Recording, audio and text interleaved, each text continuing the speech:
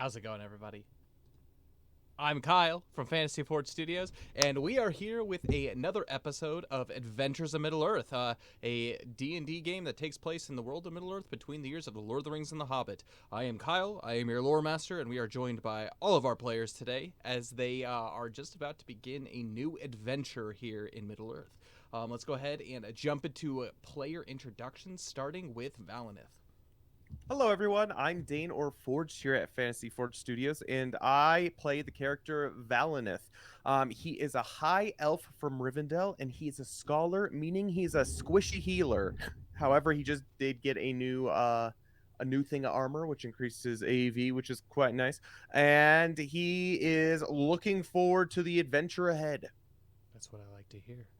Yes, absolutely. Little bit of extra thickness is always good when it comes to combat, especially at low levels. Every point matters. But our next player is Theodric. Hey everybody, I'm that Tubby Australian. I play Theodric Grimborn, who is our man of Rohan. He is a slayer. He's kind of the party's first line of defense. He's kind of, alongside Feanor, the muscle of the group. I like to think of him as the shield of the group, because he's got the most AC and a decent amount of HP. Kind of the tank of the party, honestly. He just had an incredibly interesting discussion with Lord Heartfast last session, giving him some pro tips on how to control his blood rage. And yeah, Theodric's pretty stoked right now. He's getting a handle on his curse, and he's happy to keep traveling with his friends and see where that takes him. Yeah, big episode last week for Theodric, that's for sure. Oh yeah. Our next player that we have is Jessamine Sackville Baggins. Well, thank you for the introduction. Yes, I am SpiderFan33 in the chat, or the aforementioned Jessamine Sackville Baggins. She is the astrology girl of the party. I would say the last line of defense, but she's happy to pick people up from the trees like a real hero. Also known for her sticky fingers and her absolutely incredible cooking. I love it. I wish I could try some of the Sackville Baggins cooking in real life. I was actually thinking about that last week when she was making chicken soup for Mogdred and the group. I was like, oh, that sounds so good. Yeah, like what else are you gonna give a traumatized boy? Chicken soup. There's nothing else. Exactly. Therapy, I think. Like, I think, yeah. Chicken soup. And with our final character, we have Feanor. Hey everyone, Feanor is our Mirkwood Slayer. Yeah, he's going to be up there just alongside Theodric whenever we get into a fight. Yeah, he's super interested. He didn't really get to in like everything that's happening in this part of the woods. Sorry, I can hear myself on the stream. That's messing with me. Yeah, Feanor, the Mirkwood Slayer. He's going to be there in the thick of it with Theodric. He's super interested in everything that's kind of happening in this area involving like Mogdred and even the other things that were discussed at the Folkmoot. But he is a little disappointed he wasn't really able to bring up what he wanted to talk about. But, you win some, you lose some. But yes, no. Let's hope that Ingulma is not off having a crisis somewhere. Right. Well, exactly. maybe you can bring up what you're going to talk to Ingolmer. He's the important guy. I don't think that's the best idea right now. Well, you can throw it in at the end there. Valinith will be your hype man. Icing on the cake. It's like, hey, I know you just witnessed a familial crisis, but hey, maybe he'll be a soldier for us and go die in battle again. Bring all that back up again. No, that's good. But awesome. That's Feanor, and I am Kyle, the lore master, helping to create and weave this narrative that these players are forming themselves as they make their impact on Middle Earth. Last session was a doozy. The past couple of sessions have been the Folkmoot, which the Folkmoot of Roskabel is a meeting that is relatively new, that's been happening amongst all of the leaders of the people of settlements of the Woodmen. and they all gather in order to discuss the common things such as trade, just the states of where their settlements are at. But also there were some very big things to be able to share. There were one new person wanted to join Saywin, who at the end of last session was granted permission for the East Bight, the people of the East Bight, to become also part of the Woodmen, even though he's technically not related to the Woodmen, but maybe very distantly. And then Mogdred also, who was the one who came in with essentially just a bunch of orc heads demanding, hey, I need a seat at the table and I need all of these things. Great, that's that. And he revealed a whole bunch of stuff. It was a very good conversations between the, not so much Ingolmer, but the party and him, kind of trying to flesh out who he was. And also a really fun conversation with Jessamine and Mogdred. I guess it wasn't super fun, but the sentiment was fun, which was really cool and really unique and different. I know I mentioned after stream last week that I thought that was super duper cool, the ability to be able to do that. But yeah, and so they are at a point now where they have a kind of split up a little bit as soon as the decision was made for Mogdred to become a part of the Woodmen, which they officially allowed him to. Obviously, there's going to be some things to talk about with Mogdred for stipulations, but Ingolmer ended the meeting early and walking off solemnly down the hill, officially closing this year's Folkmoot. However, that left an opportunity and a window for Theodric to be able to talk to Lord Heartfast, someone who Radagast had told him all the way back in Dale, like, what was it, like almost a year ago, to go seek out in order to kind of learn a little bit more about his, blood rage and bloodlust, whatever you call it, battle fury. That's what Heartfast calls it. And learning a little bit about himself and kind of the ancestry that perhaps they share. And even if they don't necessarily know that they share an ancestry, they know that they have something in common. And so providing some advice to Theodric for him to be able to practice and hone that art of just fury rather than this kind of battle fury savageness that he's been feeling during his combats that he's been experiencing. And so with that, it was a good conversation, and Valineth and Fëanor very rapidly ran after Ingolmer as, he did not seem quite in a great state of mind. And in the meantime, Jess, being down at the fire as Mogdred and his men are relaxing for what looks to be the very first time in forever, she spotted a very familiar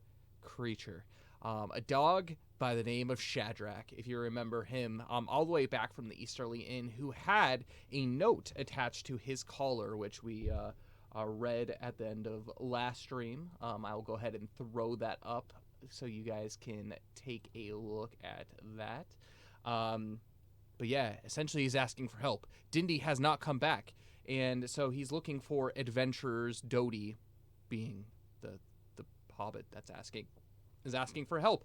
And so Jessamine is the first one to be able to get this message, this ability to figure out that something is wrong, and Shadrach was the one to deliver such a note. And with that, we're going to go ahead and turn it over, leaving off right where we last did with Jess. I have a quick request before we do anything. Yes. And get into anything. So when it's actually revealed, if Jess decides to reveal the note to us again, can you please read that bottom section in in Dodie's what's voice? his name's Dodie's voice again? Oh, That was a highlight. That was a highlight. You Yes. should do it again. Oh, do it now. Go on. Just the PS. Yeah, why not? We'll get this whole note going. That's where we'll start it off. We'll just read this whole Yes. day. How does that sound? Oh my goodness. That sounds great. In the voice of Dodie. All right. Okay, let me get my eye rolls ready. Yeah, absolutely. We can't. I don't think we can see it because the letters over our faces. It's But it'll true. be fine. Letters over my face. You'll just have to imagine the eye rolls. Exactly. All right. To whomever it may concern, I hope this letter finds you in a good health and spirits. My name is Dodie Brandybuck, and I am writing to you with a heavy heart, seeking the assistance of hardy and well-traveled adventurers for this most urgent and perilous quest. I am the close friend and business partner of renowned Bilbo Baggins, and I beseech you to hear my plea for help. My quest is to find my dear brother, Dindy Brandybuck, who embarked on a journey from the Shire to the Easterly Inn as part of a supply caravan. His expedition was meant to last no more than 2 months, and I insisted that he correspond with me every fortnight to update me on his progress and safety.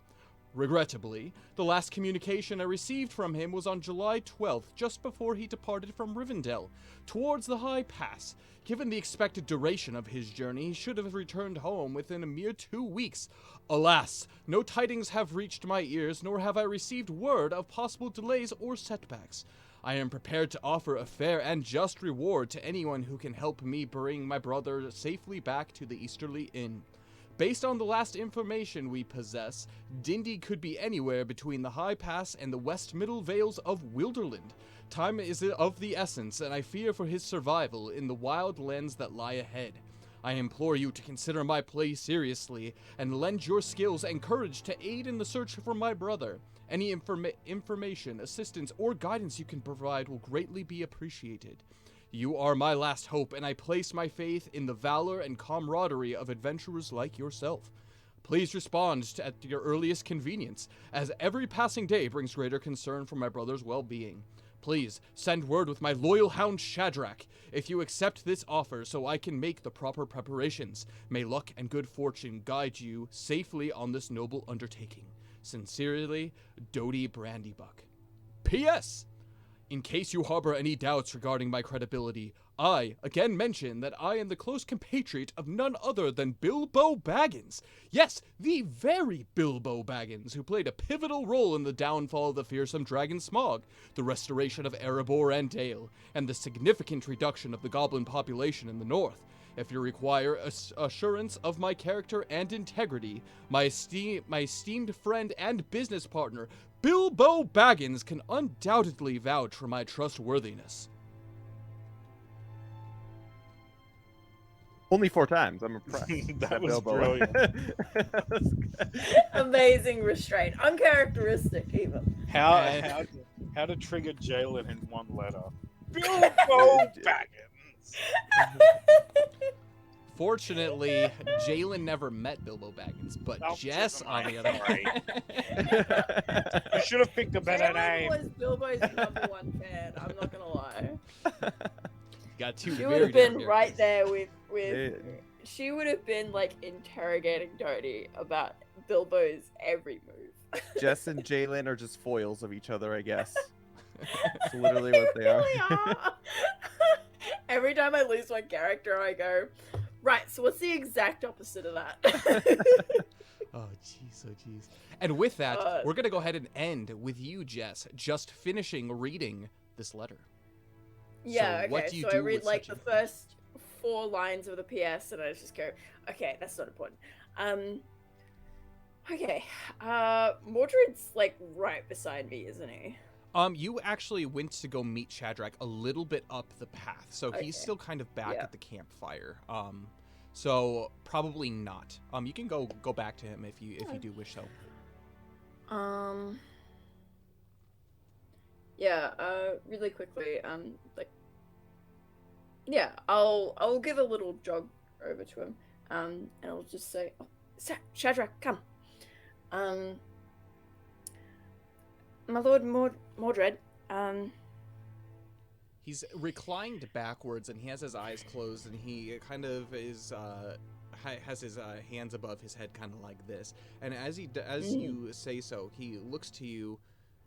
He has kind of like this dead look in his eyes, but he sees, and he closes his eyes again.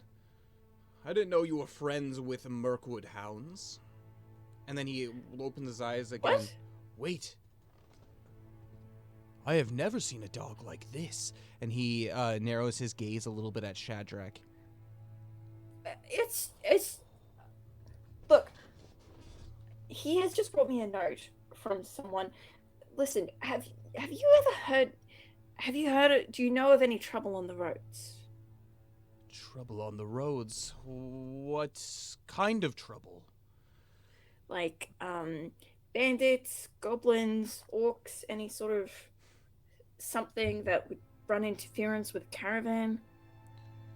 There's always something, but where specifically are you talking about? Wilderland's a very big place.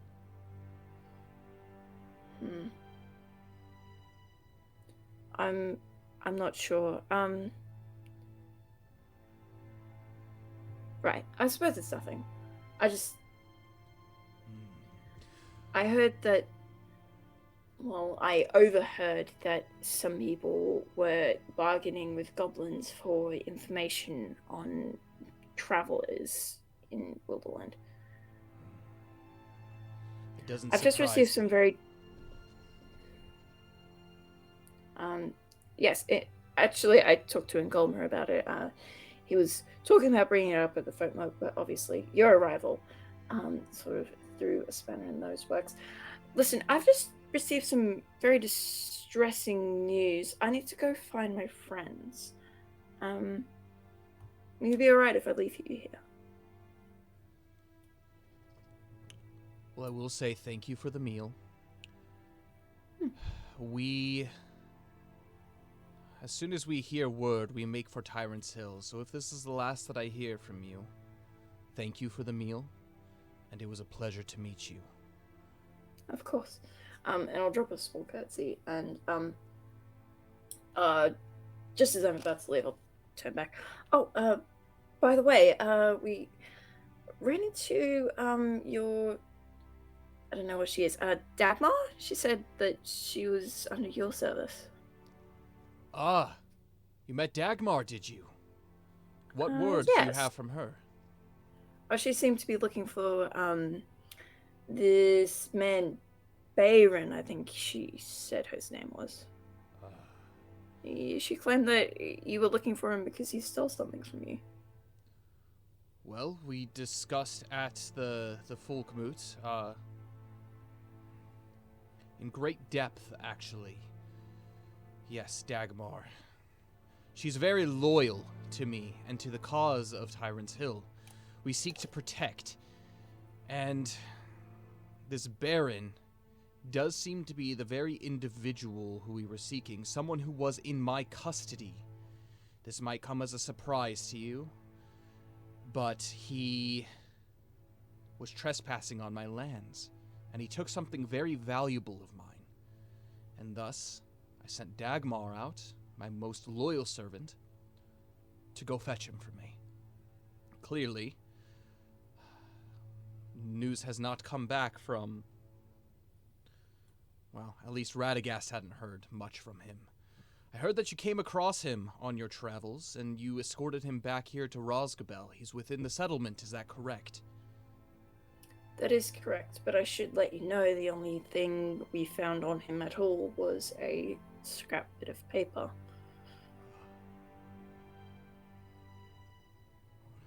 That seems to fit the description of what he stole from me. Would you elaborate?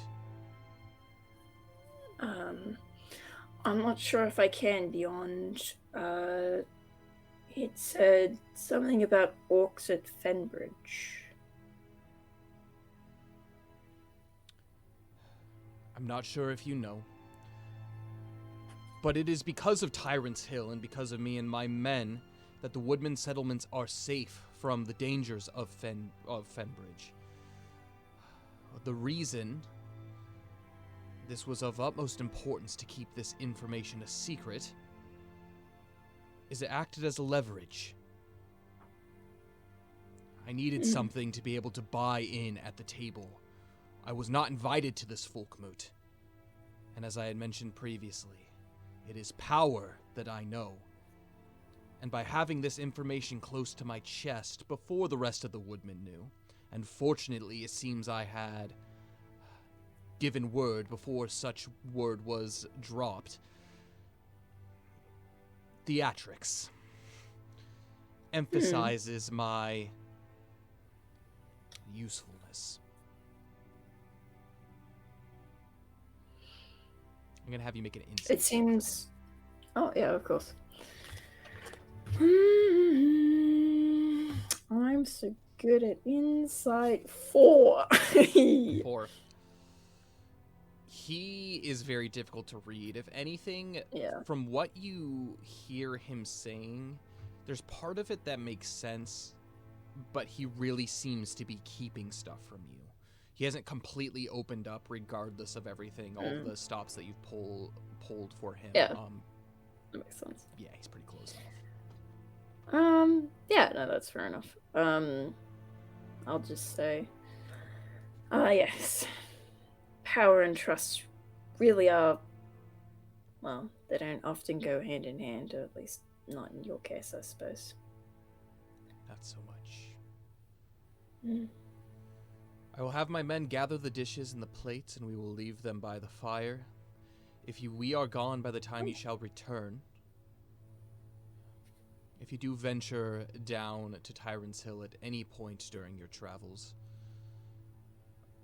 we would be happy to have you, and perhaps another meal from a friendly face would go a long way to improving the spirits of my men. Of course. I would be honored. If I find myself in that area, I will certainly do it. He nods his head. Yeah. I'll drop a little courtesy and then I'll scamper off to find everyone else. All right, perfect. Which are you just going the direction of the Folkmoot? Yeah. Perfect. Yeah, I'm just trying to find Fëanor and the others. Valineth, Theodric. Who have I come Valineth across first? and Fëanor. The two of you scampered down this hill in order to attempt to catch up to Ingolmer. He seems to be walking at a decently brisk pace. I'm going to have the two of you make just straight dexterity checks for me. Why? Tumble head first comedically down the hill. It's good stuff. Dexterity. I got a 3. I rolled a nat 1. Yep, that's what I'm saying. Just straight down the hill. Valineth rolled a 16. 16. So as the two of you make your way down this hill in order to catch him, you immediately, Fëanor, begin to hear something coming from the brush. Perhaps it is him. The two of you decide to part ways. Unfortunately, Fëanor, you're going to be unable to catch up with Ingolmer. However, Valineth, continuing down the same path, does do so. Right about as soon as he's kind of turning the corner to go around to the gate of Rosgabel. You're basically going to miss essentially the first 10 minutes of this conversation, Fëanor, before you catch up. And you and Jess will arrive around the same time to where Valineth is, because it's still a decent ways up the path from the gates of Rosgabel. But Valineth, you are able to catch up with Ingolmer. And you can see that his posture is slouched over, and he seems to be looking contemplative. His once proud and large stature is completely diminished from the man that you knew and the man that you've come to recognize as the chief representative of the Woodman folk. Valineth sees him and calls after him. Ingolmer, where are you off to so quickly? Is everything all right? After seeing the posture slumped, Valineth rushes over. Make a persuasion or performance check for me. They're basically the same. I love how those all both go hand in hand, and they're the same roll. We're gonna do persuasion. Oh, that's perception. That is not right. Here you go. That's 16. 16. He turns around and he looks at you, stopping dead in his tracks, and says, Valineth, I'm sorry you had to see that. The people of the Woodman settlements, they look to me for strength and guidance. That which you saw up there has never happened to me. Well, it's a lot to take in. I mean, your long-lost son is back? You thought he was dead? I think anyone would be understanding of your situation. That boy. The boy that I lost. He has come back a man, but nigh unrecognizable from the boy that I raised. I don't know if it's necessarily recognizable. Maybe it's just the years that I have. But to me, he still seems like a boy. And if anything, more lost than any boy I've ever seen. Yes, he may look like a man, but from what I could deduce, he's frightened. He's terrified and full of fear. To me, he's a boy who wants to come home.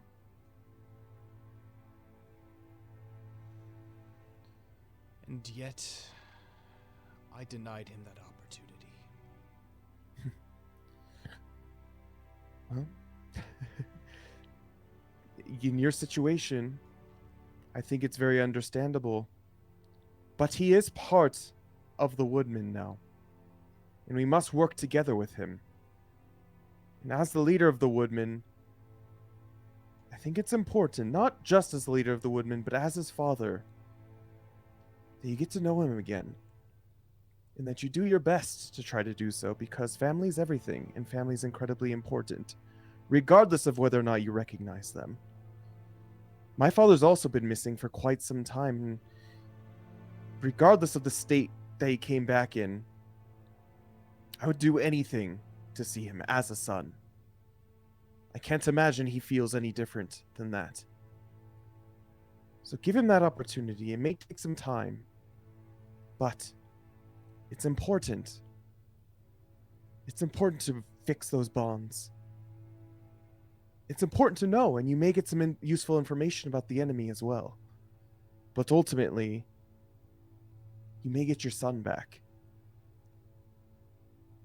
He thinks for a moment. He continues a slow saunterly walk towards Roscabel. As he turns back to you, Valnath, and he says, as the two of you walk together, I have been everything to everyone. Everybody has always looked towards me, and I've always had answers. But the one that's most important to me, the people that are most important to me, I always have a way of letting them down. Part of what I couldn't stand to see him like that. But now I can only feel the overbearing presence of shame. I've seen what happens. Kalar. The whole process that he went through after escaping those pits of Dol Guldur. Seeing my son the way he is, so filled with hate. It's my fault. If I had kept a better eye on him earlier on back in the day, this would have never happened. You see. You shouldn't blame yourself. Honestly. This could have happened to anyone. It just so happens you're in that position. And there's no use in moping on it right now. The only thing is moving forward. The one thing I did see from him, us high elves of Rivendell, we can sense shadow. And I sense a strong shadow lingering over him. However, one thing I do sense in him is humanity and hope. He has been touched by the shadow. However, he is not that. Yes, he's experienced it. But maybe we can use that to our opportunity. Or maybe we can use this opportunity to our advantage. And at the very same time, maybe it's a good opportunity for you to fix those bonds. And get your son back. He's not gone. I've peered into his heart, and he's not gone. And you're not a failure as a father. Or to anyone. You're one of the strongest men I've ever seen. Do you know King Bard? I think he's your only equal as far as men that I've seen. And I don't mean just petty comparisons. This is the honest truth. I've been on this earth for 778 years. And you're a good leader. So never doubt yourself. We need you. More than ever. You're right. I've heard rumor of King Bard and the things that he's done to restore the Kingdom of Dale. Fixing relationships between the men of Esgaroth, the dwarves of the Lonely Mountain, and even the elves of the Woodland Realm. And so it is the duty of the leader to unite the people that are under their domain. He takes a long drawn breath and he looks up to the canopy of trees that are above. He stops for a minute and you can see a tear begin to fall down his face. This is the most vulnerable you have seen in Golmer in these months that you've known him. I will do what I can. I will do what And I as a friend, if you ever need to seek counsel, I'm here for you. Even if I'm not immediately here. You can rely on me. You can rely on your friends. We follow you not because you're a leader, per se. We follow you because we trust you, and we trust what you bring to this part of Middle-earth. You fight for truth and you fight for justice.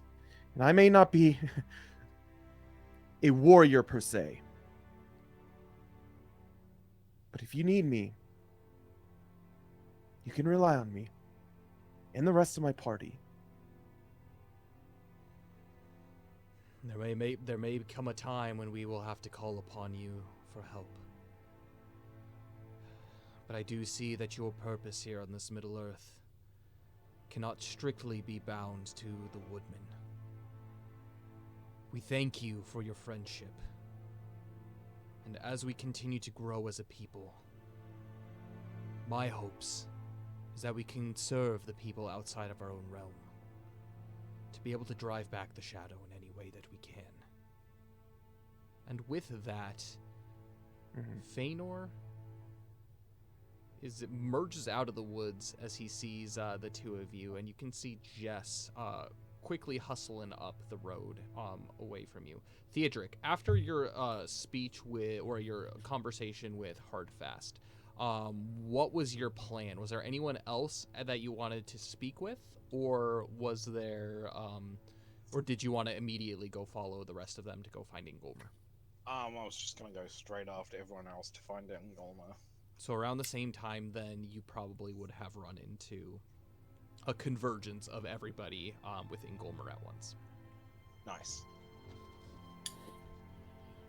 Fain's gonna step out of the bush. With He's Shadrach like- in tow. Fain's gonna step out of the bush and be like, "Wait, how did you beat me here, Valineth? Aha! I could have sworn I was on his trail." You may have been on his trail, but I was on his booty. What? Jess! Thank God someone here wasn't a weirdo. And he starts like strolling towards her. Oh, Fano, I am so sorry. I completely spaced. Here's your rock back, Angela. And you back. Oh, Your rock. What did you call it, Mr. Fredrickson or something? what rock? The rock you gave me before you left? He kind of looks blankly at Valineth and like, he's like a little. What's she talking about? Like, I think during the joust, the battle that you had of sorts. Is that correct, Jess? No, he gave it to me before he left Woodman. Oh. I've only faced Theodric, Oh. Theodric in a joust. Oh, that's true. That is true. Maybe I a believe joust it of was wits. hardly a joust. Speaking of which, here comes 6'4" of muscle. Yep. Oh. But Oh, perfect. it's We're the all dog. here. Oh god. It's the dog. Wait, Oh. wait, what? Oh my Yeah, god! Dawn. Just completely shredded. Oh, wonderful. For a second there, I thought you meant that Rufus was back with us. Oh, fell off a bit. Boy. You all converge together, and Ingolmer says, there isn't quite anything like friends that can't be kept apart. Your bonds are strong, I can tell. Thank you for being here. My apologies for the way that things ended. And he looks specifically to Theodric and Feanor as if to apologize to you. And he turns to Jess and says, hopefully he wasn't too much problem for you. I would say the exact opposite. He looks shocked. He actually, yeah, we had a really good talk, and he actually opened up a little bit. I know that he comes across as a bit uncultured, maybe, but I understand him better.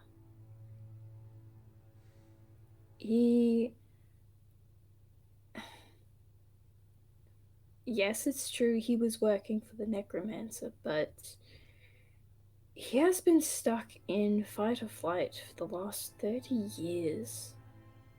And the things he's experienced, I can't imagine. He sighs, like, deeply.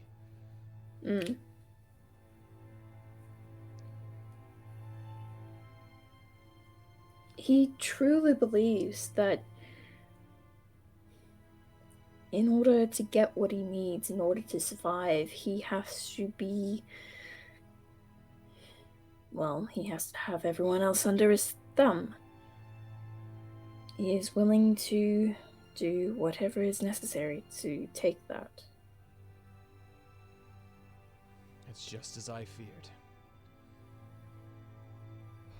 And Ingolmer, he looks to you, and he kind of, you see like the remnants of this like single tear, kind of a little bit of glisten like on his face that he was able to wipe away. Hold up. Both of you need to stop, okay? You can't hear each other again, I'm assuming. Nope. You're talking over each other again. On stream, you can even hear me. Okay. Yeah. I'm back. Okay, now. Oh, yeah, there you are. I will mediate. It was like All a right. fight was breaking out. Can you hear? Can you hear him, Kyle? Now? Yep, you can hear Okay. me. All right. Go ahead, Nick. And I can hear him. Good. Okay. Go ahead. Yeah, okay. Oh my god, I've completely lost track of what I was saying. Anyone else have anything to say? You were saying like it's not a good thing, and you were pointing that out. Yeah. Yeah. Is anyone else noticing that that's a bad thing? Like you're saying it like it was a positive thing. Just like I'm assuming that's not the whole story.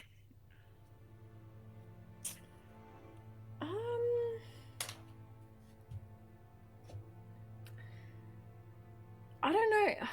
I want to say it's definitely not a positive thing. I think he has a very misguided opinion on what life is supposed to be like. He's so concerned with surviving to see tomorrow that he doesn't actually know why he wants to survive at all. It's a hollow life. I can't help but feel sympathetic. Exactly my initial reaction when I first saw him. He came into the Folkmoot,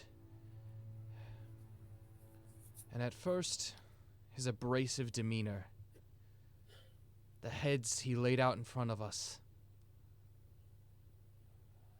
it's very clear. He's either a tyrant, or he's someone to be pitied. It's possible to be both. Indeed. And I blame myself for everything that he has become. If I hadn't kept a better eye on him all those years back, he wouldn't be in this situation.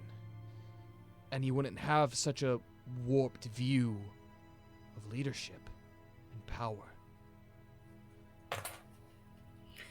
If ifs and buts were candies and nuts, then no one would ever starve. Oh, that's a good one. Honest, you should write that down. I actually have it written down, but the ending part is we'd all have a Merry Christmas. But maybe that's a different Hobbit phrasing. What's Christmas? Oh, Christmas! It's a winter festival. We celebrate it in Rivendell. And That's a good one. Hobbit version. Okay, alright. Sure. And he looks to you, Jess, and says, "Indeed, you understand, and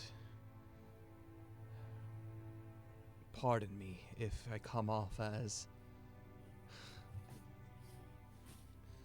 weak, as..." And he shakes his head. Pride is something in my household that I've been trying to weed out. I find those that are overtly prideful make weak leaders, unwilling to listen. You weren't there for how the Folkmoot ended. And again, and he gestures to you, Theodric, and to you, Feanor. And again, I am deeply, deeply sorry for ending things the way that I did back there. Oh, there's no need to apologize. I managed to have my discussion with Lord Heartfast. He was quite accommodating. Good. Oh, I was wondering where you went. Yes, it was quite informative. And he looks shocked at that, and he wheels around. You... informative? That man has nothing Yes. but rocks in his head. Sure, he's strong. And maybe he has a few reasonable opinions here and there. What did you say to him to crack that exterior? I don't know. I was just honest with him. I don't know, but he had some sage advice for me, and yes, I'm quite pleased with the outcome. Well, I'm glad you're able to find what you were looking for, Theodric. Well, yeah, now it's just putting it into practice, I suppose. The advice is all well and good, but until I actually start to work on it and follow through, it's not really solved my problem. But that's beside the point. Why is the dog back? Why is Shadrach here? Oh, yeah, I sort of buried the lead on that one. It's sort of disruptive to what's going on here, though, so if we're doing a healing journey, I'd rather finish this first. A healing what now? Oh, but Well, I I don't mean, know, the dog's this- here now. I think it's important that we... Well, there must yes, be some reason. Well, yes, it is important, well, but listen, I- Ingolma, Oh, you're not to blame. Hmm. Have you ever heard of survivor's guilt? The term is familiar with me indeed. Hmm.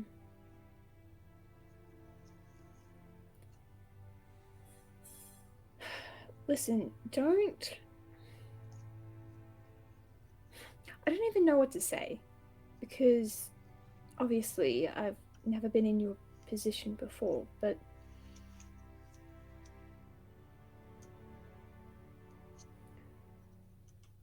if it were me, and look, just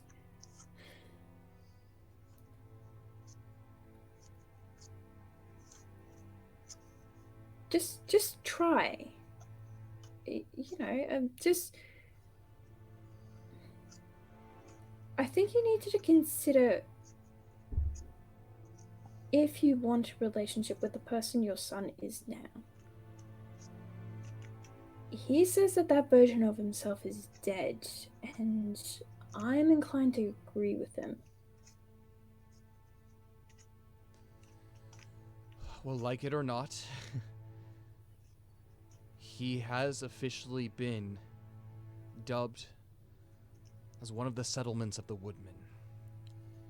His call to join us has been answered by the leaders of the settlements. I see. So, like it or not, a relationship with him, whether it's a relationship with my son or another fellow leader, the last thing I want to do is fail him again.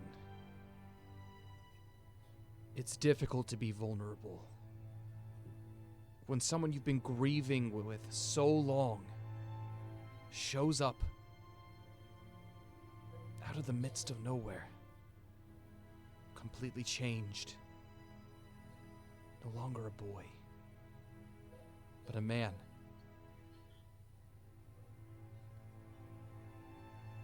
I want to help him, and I will do what I can to see that through. In fact, my first order of business is telling him the news. Okay. I will caution you, then, that he may not want to be helped. All you can do is provide him a space and let him know that if he ever does want or need anything, you are there to provide it. This And is I my would duty as a leader emphasize, and a father. I would emphasize to him that there are no strings attached with this. He is used to being on the bottom and having to claw himself up by the strength of his fingernails and teeth alone.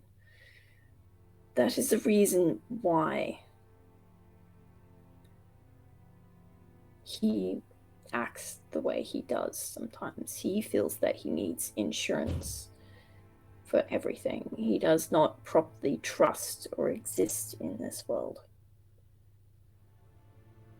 So I would just caution you of that. Thank you, Jess. This is very useful information.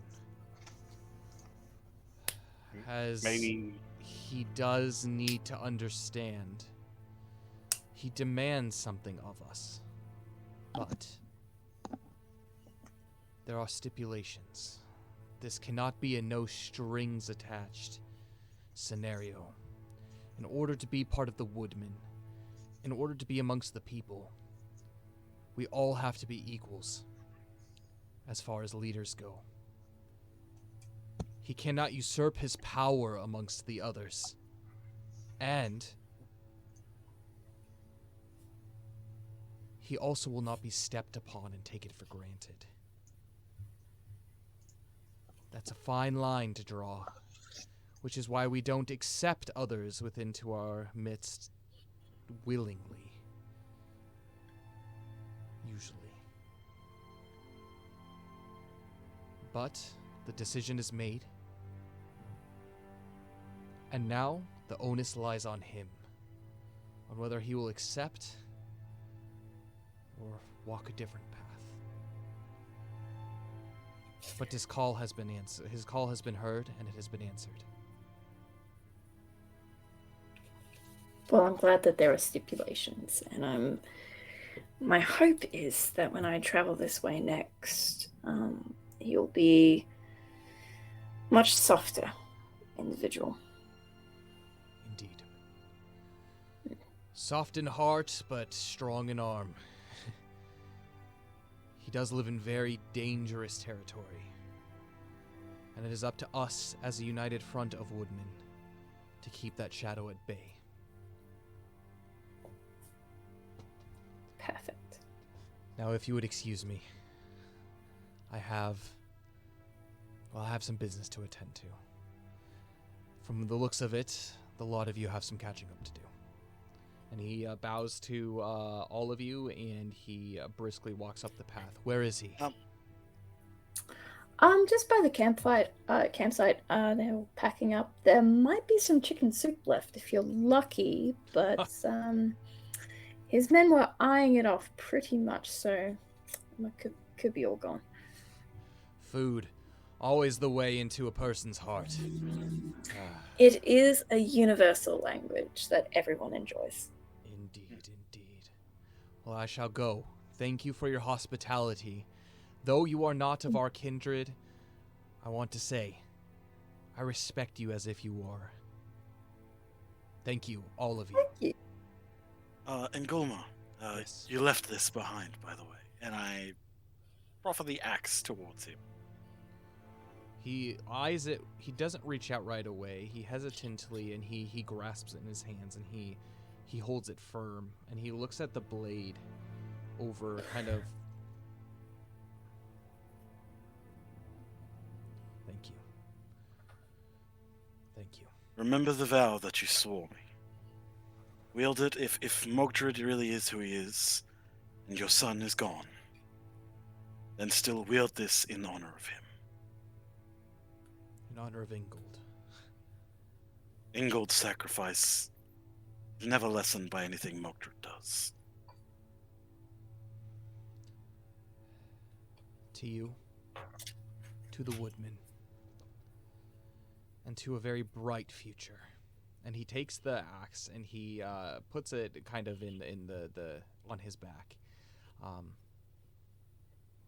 He ties a cloth around the top of the head, and he journeys off up the other path, leaving the group of you completely alone in the middle of this darkened wood. Perfect. All right, now that that's Enchanted. settled, we need to go rescue Dindy because he's got himself lost somewhere. What? Wait. What? Yes, Shadrach he had this tied around his collar. And I'll hand it to Fainal. It's mostly nonsense, goes on about Bilbo Baggett for like 5 whole minutes. Yes, so what we've Quite come to excessive. expect. Did But I the hear gist of somebody it say is- Bilbo Baggins? Please do not. Theodric, it wasn't funny the first 87 times. It's not going to be funny any of the other times that we imitate him. I beg to differ.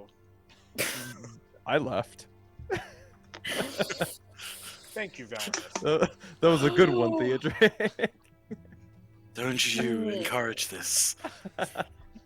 Please. Peak comedy is what I say. Don't. Anyways, Dindy. Sorry. What about Dindy? I don't know. He's got himself lost or something. And apparently he's forgotten how to write letters, which is perfect. Let me see. Let me read this. Last communication was on July 12th. Just before he departed from Rivendell, actually, towards the High Pass. So, looks like we'll be traveling towards your neck of the woods, Valineth. Ah, yes. Well, hopefully we find him along the way. Well, at the very least, we'll be looking. Of course. Unless we decide not to take this. Valineth, how Request? can you even think of such things? Oh, I'm not. I'm just saying time is of the essence. Are we Good. planning on going I that know way? Dodie is a bit of an annoyance, but Agatha is really quite nice, despite having chook blood. And, well, they showed me hospitality. I feel obligated to pay them back somehow. It was good food. I make good food. Oh, Thank you. which reminds me, if you two do not annoy the cook. I'm surprised you haven't learnt this already. What have I done? No, not you. Not you, Fëanor. Oh, Theodric and I'll- Valinith, Oh, thank God.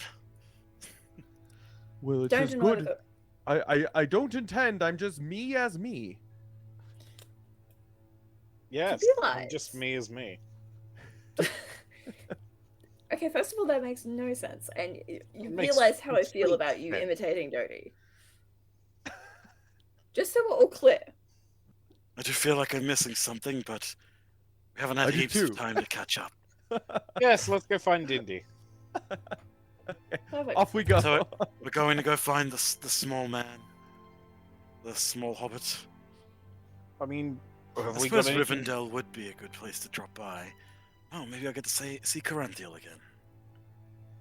Yes, Tis and true, we tis don't true. really have much else going on. I mean, the folk moot seems Are to we be really wrapped up. debating? Well, Ben is missing. What? No, we're just. to we're be just fair, wasting. Valinith did promise us a spa day in Rivendell. True So, that. we have to Valinith take at the that same Count time for our plans. is gonna rip off a piece of his notebook and write a return reply to send back with Shadrach that Valinith and gang are on the case. And that's what he'll do.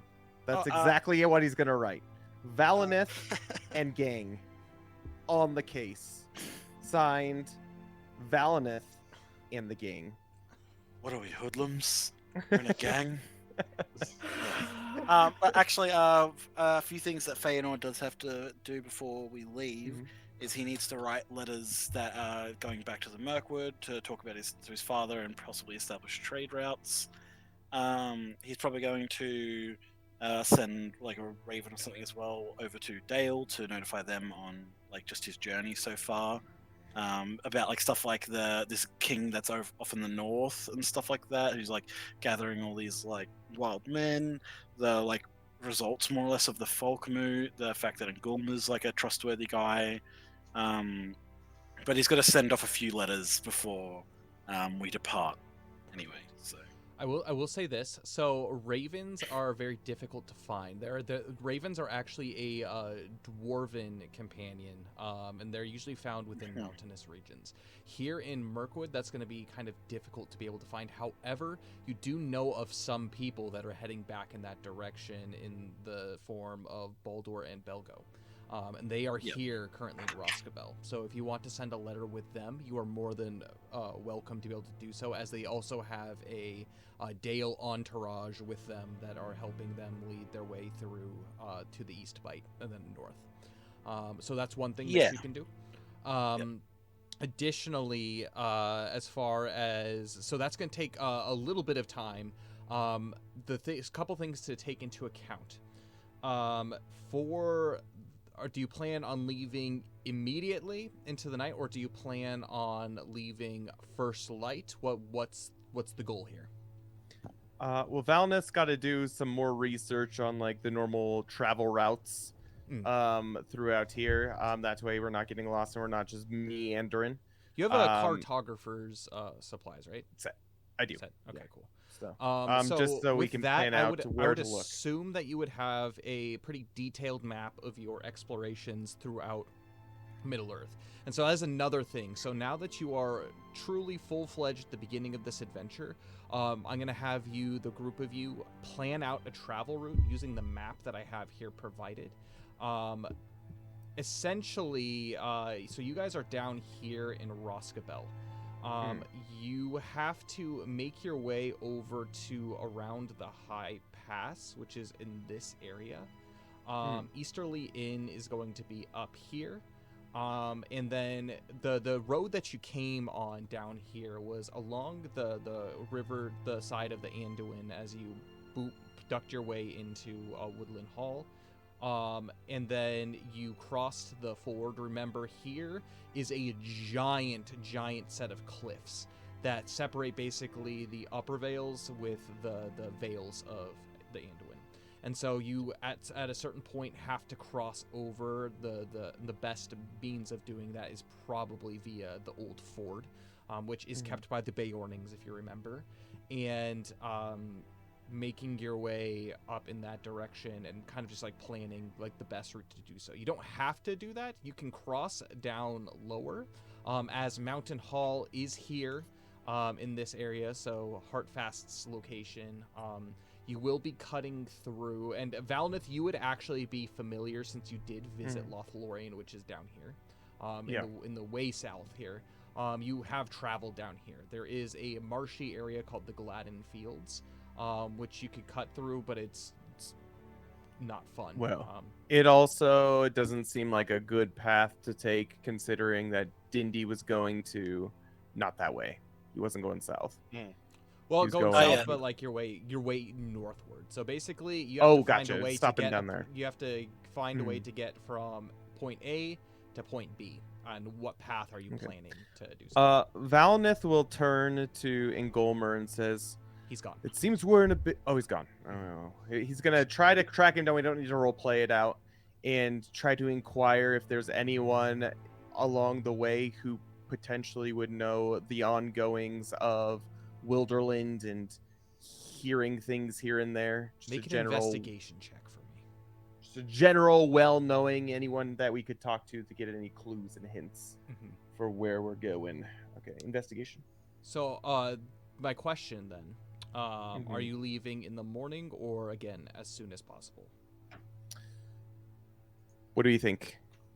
Do we have all the supplies that we depend- need? This will depend on the DC and all of that kind of stuff for your check value. My investigation was a 10. Okay. Not bad, not great. I'd say we'll leave in the morning. We need time Yeah. for Feanor to write his letters. We need time for Valnith to plot route. We want to, I guess, probably hit up the markets before we leave, make sure we're good on rations and food and everything, and just prep time. Like, Cool. Got to make sure we're ready. So with that, is that true unanimously? Are you deciding in the morning at dawn? Yeah, I need to reseason all my frying pans. And with that, Jess, actually, you get your plate back from Baron. He does, well, not him, but his mom comes out and finds you and tracks you down. Theodric and Feanor and gives it back, and it is nice. It's fine. Mom's coming in clutch. Yep, That's so she cool. knows. I love how we've sort of started this narrative that in addition to all the pots and pans that I have, I also have like a full like dinnerware. Are these ceramic? Like China plates and everything. Oh yeah, for sure. So I'm gonna have you guys, if you want to go ahead and broadcast your mice, go ahead and together map out a path that you want to take, in order to get there. Well, based on that investigation check, did I glean any more information Yes. about anyone I could contact?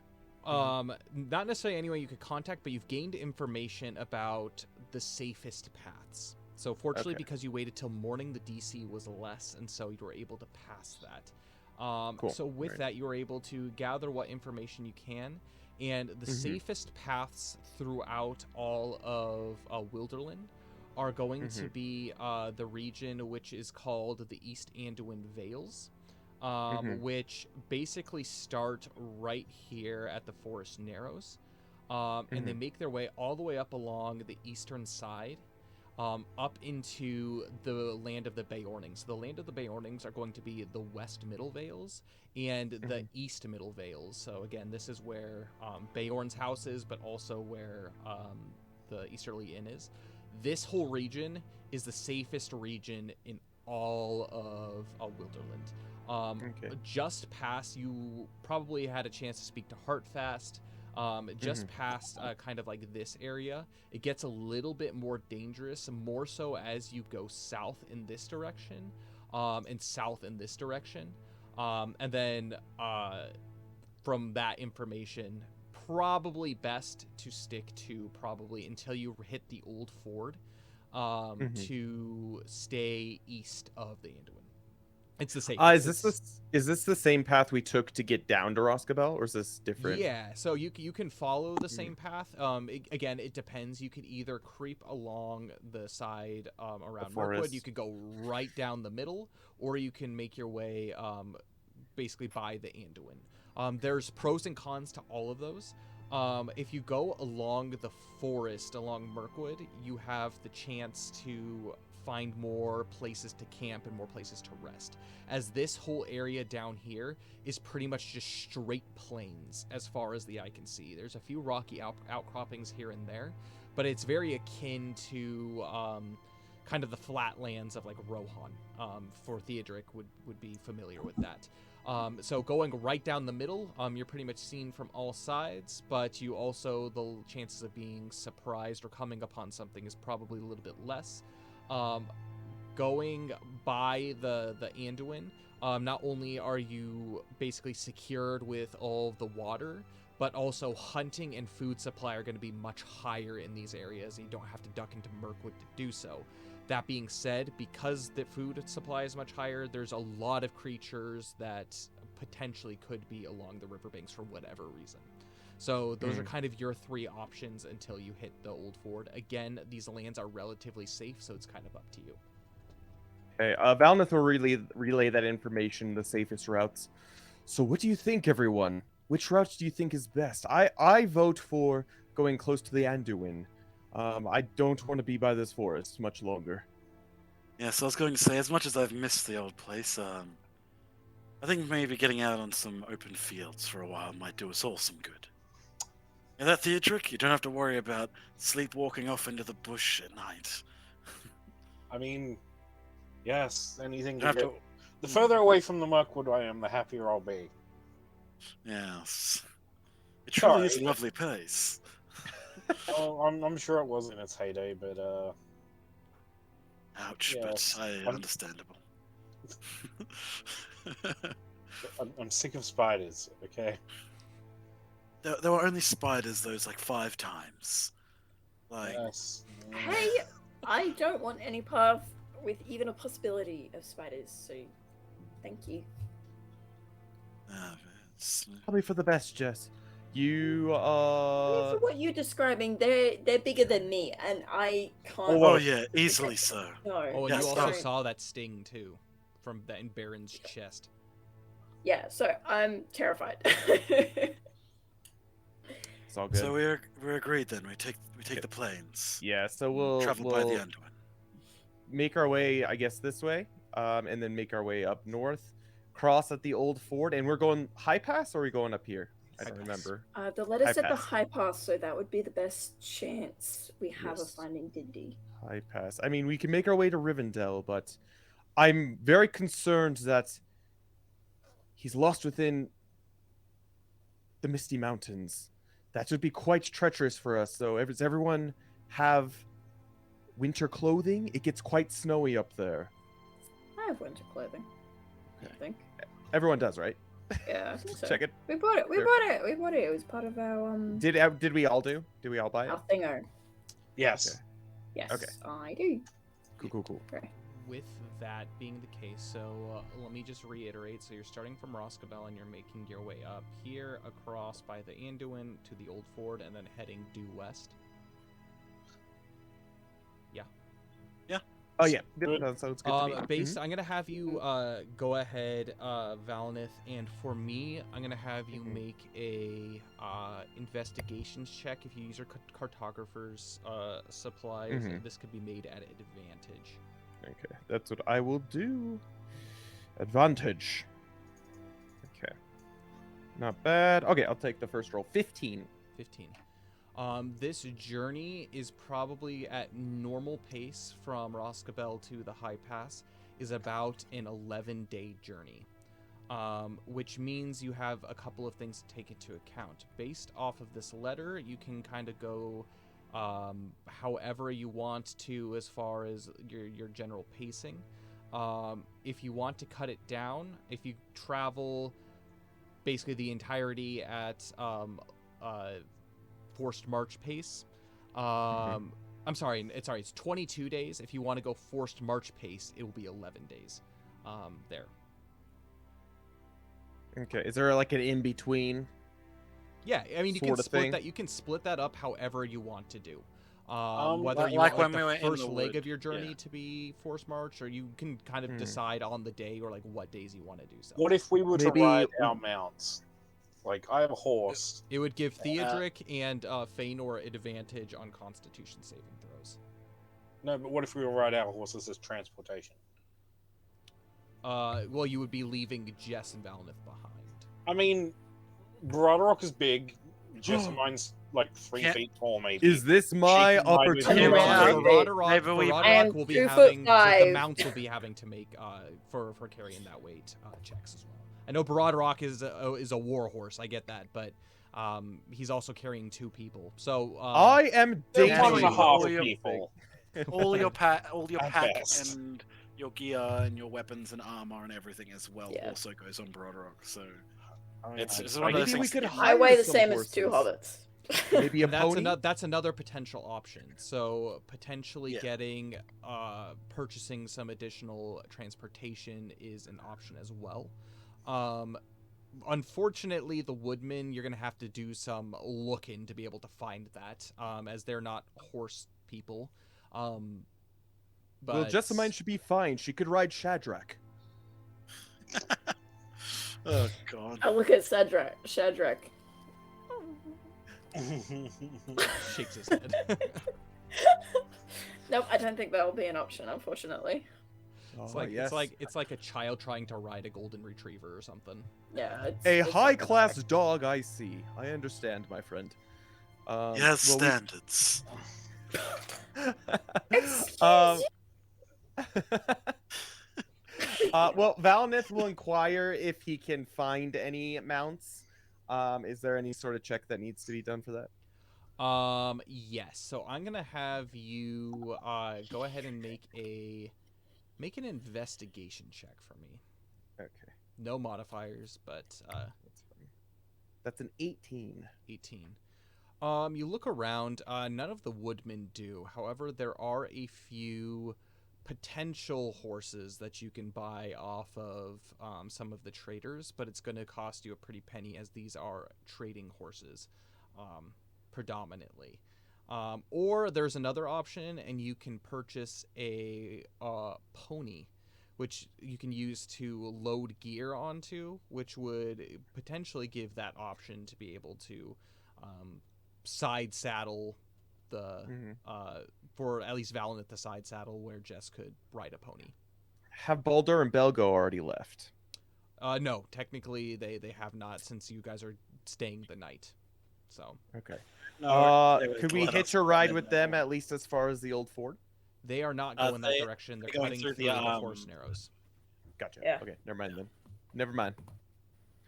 So do we want to purchase a pony? It seems it's the only one that I could find.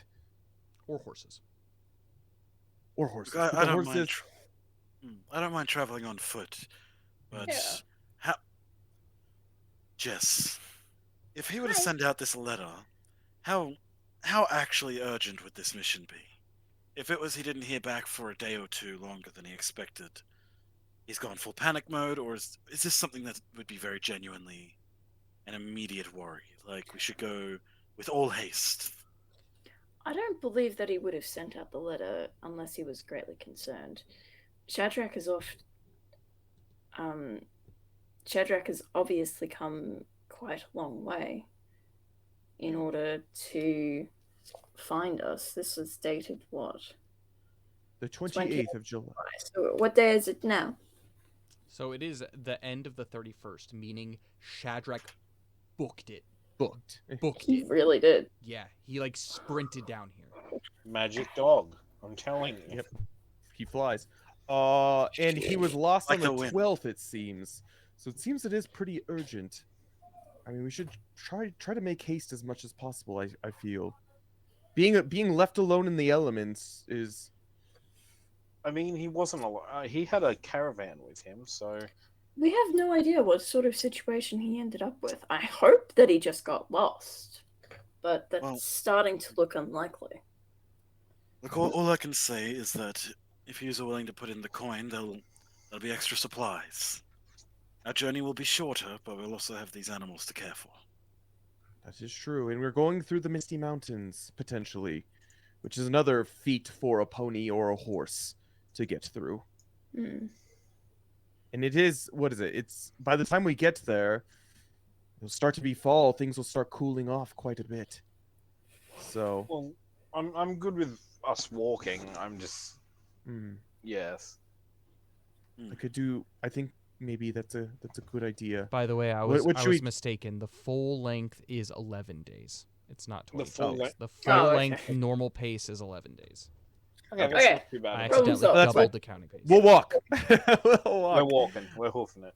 Once again, But we can take No, we turns don't have carrying it to the horses. place. We're not hoofing it. Sounds good.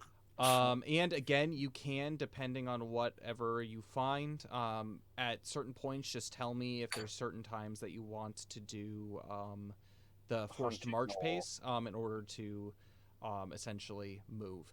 I know you Yeah, guys cool. have this. There's essentially a hex version of this map. In a day, you can travel at normal pace 2 hex regions. Double pace is going to be 4. And so Okay, I did not see the hexes. that's okay. It's not on this map. So Oh, okay, yeah, okay, it's not yeah. on this map. But that's how I'm calculating based off of what I'm looking at. Yeah, And yeah, so if you guys are traveling in that direction, that's mechanically how I'm figuring out times. It's not just shot in the dark. So Okay. normal pacing, I guess, is you guys are going to go ahead and start off. So with that, you all are able to prepare for the night, say the goodbyes you need to say. And with that, the morning comes fast and furious as our company of adventurers are off on a new adventure. The night before, you sent word, and Shadrach booked it back to the Easterly Inn, started running as fast as he could back to his, the people he takes care of. And with that, word has been sent, and you are out on your first journey. And so, the travel rules, let me just go ahead and double check to make sure this is correct that I have for all of you, is the guide is Feanor, the scout is Jess, the hunter is Theodric, and the lookout is Valineth. Yes, because I have advantage on anything to do with traveling in any of this kind of area, don't we? Like when we set off. And Valineth's very I had- perceptive. It works out. Perfect. And so as you do so, you start to prepare, making your way northwestern towards the Anduin. I'm going to have, as a guide, Feanor, I'm going to have you roll either you can either roll a perception check or a survival check. Okay. You got this. I believe in you, buddy. 7. 7. Nice. You Sweet. set off, and the first tiny leg, probably the first half day of your journey, is within Mirkwood, and you're unsure of kind of what the world looks like outside. You don't know if it's sunny. You don't know whatever the case. You just know it's morning, and you trek a little bit through. You're with your horses and with your horse, your stag, and all of your gear. You begin to look towards. Basically the western eve here, and as you duck your head out, you can see that you are facing a bit of some drizzly weather. It is hot, it is humid, but it isn't unbearable as the height of the summer has begun to kind of dissipate. You're getting into the very early basically part of fall here, but you continue onward out across into the middle of these open plains that make up this kind of the Anduin Vales here. You travel for your first day and a half, 2 days. Nothing really of much to note. In fact, as you do kind of cut through this open land, you do notice that it is beautiful. Truly, this is a wilderness. There's a reason it's called Wilderland. Lots of wildflowers, lots of, from what you can tell, traffic that comes up through here from large and small animals. Yeah, it's beautiful. The weather has been holding up decent. It hasn't been too hot, but it's been a little bit drizzly on your way.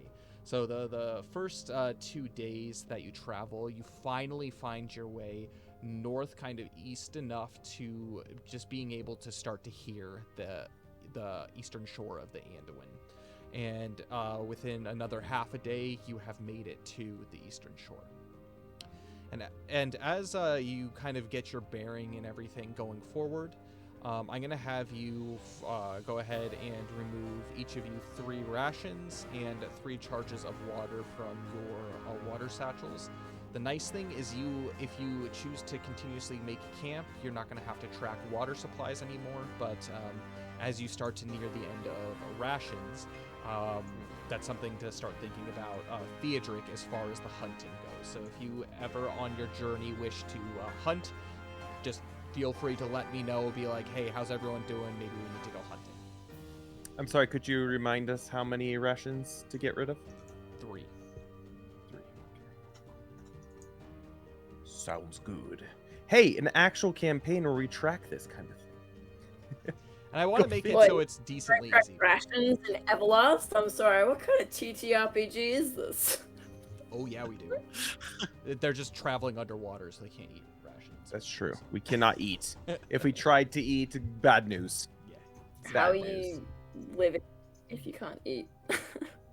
Well, we've only been Holy. down there for like a couple hours, so Okay. it's good. It's good.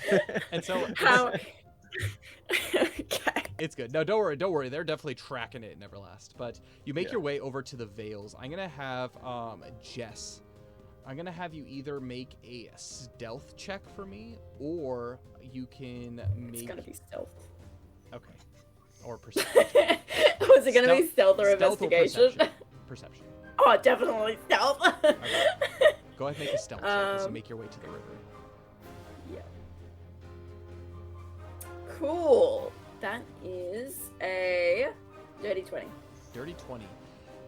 You begin to sneak around kind of the side to see if you see anything that could be of value, whether it's food, whether it's traces of animal prints, whatever the I'm case. definitely, I'm definitely keeping an extra eye out for like herbs that I can use with my pots and pans to cook stuff.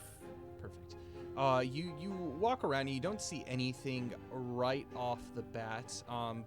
But I will have you make one check as soon as you make it to the old ford to see if you gathered anything from that area. But as far as anything else of what you've seen, you scout out a little bit ahead, kind of keeping your general sense of direction with the river to your west as you scout out ahead to see what potentially you could be up against, any potential dangers. And so you do so, leaving the party back a little bit. You begin to pick up on a set of foot tracks. These look to be of various kinds of animals, but there's one that does look slightly concerning. You can tell interspersed within these kind of, from what you could probably tell, are deer, maybe some bear foot tracks, that kind of stuff. You actually see what look to be very, very large wolf foot tracks, much larger than you've seen anywhere in Eriador, which is the region where the Shire is. That is a little bit concerning, but you haven't seen any footprints that could be boots or anything like that, people footprints. But with that information, you can go ahead and you take that back to the party. Yep. You're not necessarily alone here on the shores. Yeah, so just like the normal sort of animals, and then the largest wolf footprints I've ever seen. So maybe if you hear howling during the night and it sounds like it's getting closer, maybe wake everyone up so we can move camp. Keep all your food covered. Fire is helpful to scare them off. Faina, I'm sure you know more about this stuff. Yes, than I do. I very much enjoy flame. But, enough about me. Well, we are in the Beorning land as well, so I think we should also do well not to, if we do encounter any wild animals, acting rash, I should say, especially with how the men in Mountain Hall have been treated based off of how they were treating the eagles. Yes. So yeah, maybe we just take extra care to not smell like food, and we try and like. Well, the I don't Bionings know. Like are, I don't want to get eaten by wolves. Like. the Bionings do understand a need to defend oneself. So if we are set upon by animals, they're a forgiving type, at least when it comes to keeping oneself safe. Think of it almost like if you're getting hunted, you're allowed to kill the hunter. True Theodric, that. I'm gonna have you make a nature check for me. Okie dokie. That is a 1. You continue onwards up the Anduin. One nice thing about traveling along here is you can make as much noise as you want, as the water moves very fast here. But what that also means is it's very treacherous as well. And so attempting to cross anywhere within this part of the Anduin would mean certain death for even the strongest swimmers. And so as you, this cursor is going to essentially be kind of your progress as you make your way up towards kind of another day. You're in this general region here. And it's beautiful, but very, very dangerous. So that's one thing to definitely keep in mind. Try not to fall in. Yes. Definitely. I stay the heck away from that thing as much as possible. Yeah, this isn't any kind of like simple stream that you would see running through the Shire. This is the river of all rivers. It's huge, and basically you can see the other side, but it would take a lot to just be able to cross it even at its shallows. So yeah, this is a beast. This is a fickle beast. And so with that, you go ahead and you make camp for the night on your third day. Everything seems to be decent, hunky-dory. Is there anything specifically that any of you want to do at this moment for camp before continuing on for the next days? Is there anything you want to look for specifically? Do you want to stock up on any kind of supplies? Now will be your time to do that. Yeah, Valneth will quickly, as he's doing his scouting or whatever, see if he can find any useful healing plants or herbs of sorts that are local to the Anduin. Okay, I'll have you make I will that be check. doing the same. I'll have you, the two of you, make a final check for me once you hit the old ford, but I'm going to actually have the two of you make investigation checks for me as you scour and look. I'm keeping track of your scores here, so no worries. That is a 22 for Valneth. I got a 10. I was really Okay, proud of it. That's until you not said that. bad. That's not horrible. Valneth's just good at investigation. It's okay. I mean, for a -1 to investigation, it's Not bad. not the worst. Okay. True. Theodric and Feanor, is there anything you want to do on this third day? Nothing in particular that Feanor's particularly looking for. Maybe more just like checking the ground again, looking for more tracks, that kind of thing. Seeing what kind of animals are in this area. Make an investigation or a survival check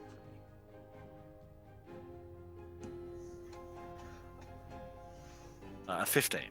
15. Actually, as you continue upward, Jess shows you the specific footprints that are very concerning to her. Yes, she is right. You did run into bear tracks and deer tracks and whatnot. But yes, these are not just normal wolf tracks. These are warg tracks. They're not uncommon, but the one thing that you do know about the wargs of Mirkwood is they are far more cunning than your typical wolf.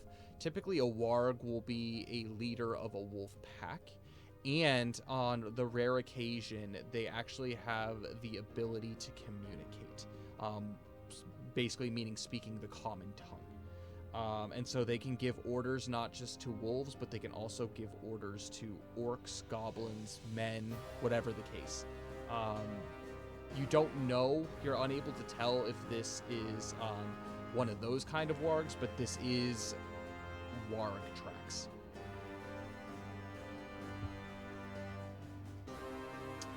Theodric, is there anything you would like to do? Oh. Can you hear each other? Kyle and Nick? I cannot hear. Okay. Okay. It happened again. Um, So Nick was basically just telling me, like Faina was just pointing out the differences between wolves and tracks. wolves. Yeah, wolf tracks, so she knows for next time. Perfect. And she goes, "What is a wog?" Oh, imagine a wolf, but it's smart enough to know how to set a trap. And talk. Well, look, Oh. I've only ever met one warg that can talk. At least that I remember. I may have killed some others when I was still working with the Mirkwood Elves. My time more or less in the army, but didn't know if they could talk or not. They were generally dead before we got that close. But yeah, keep an eye out if something seems off while we're on the road, especially for the next couple days. Just keep an eye out. Yep. This isn't just Okay. a normal wolf. Yep, I'll definitely do that. Okay, yeah, thanks. Okay.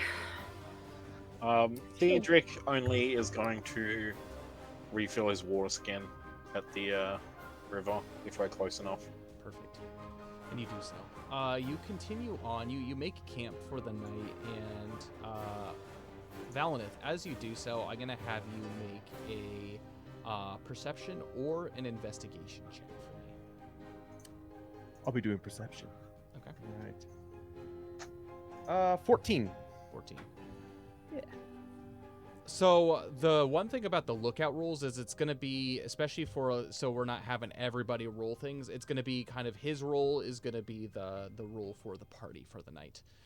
As all of you take turns having your just essentially your turn at keeping watch, you realize that it's relatively peaceful.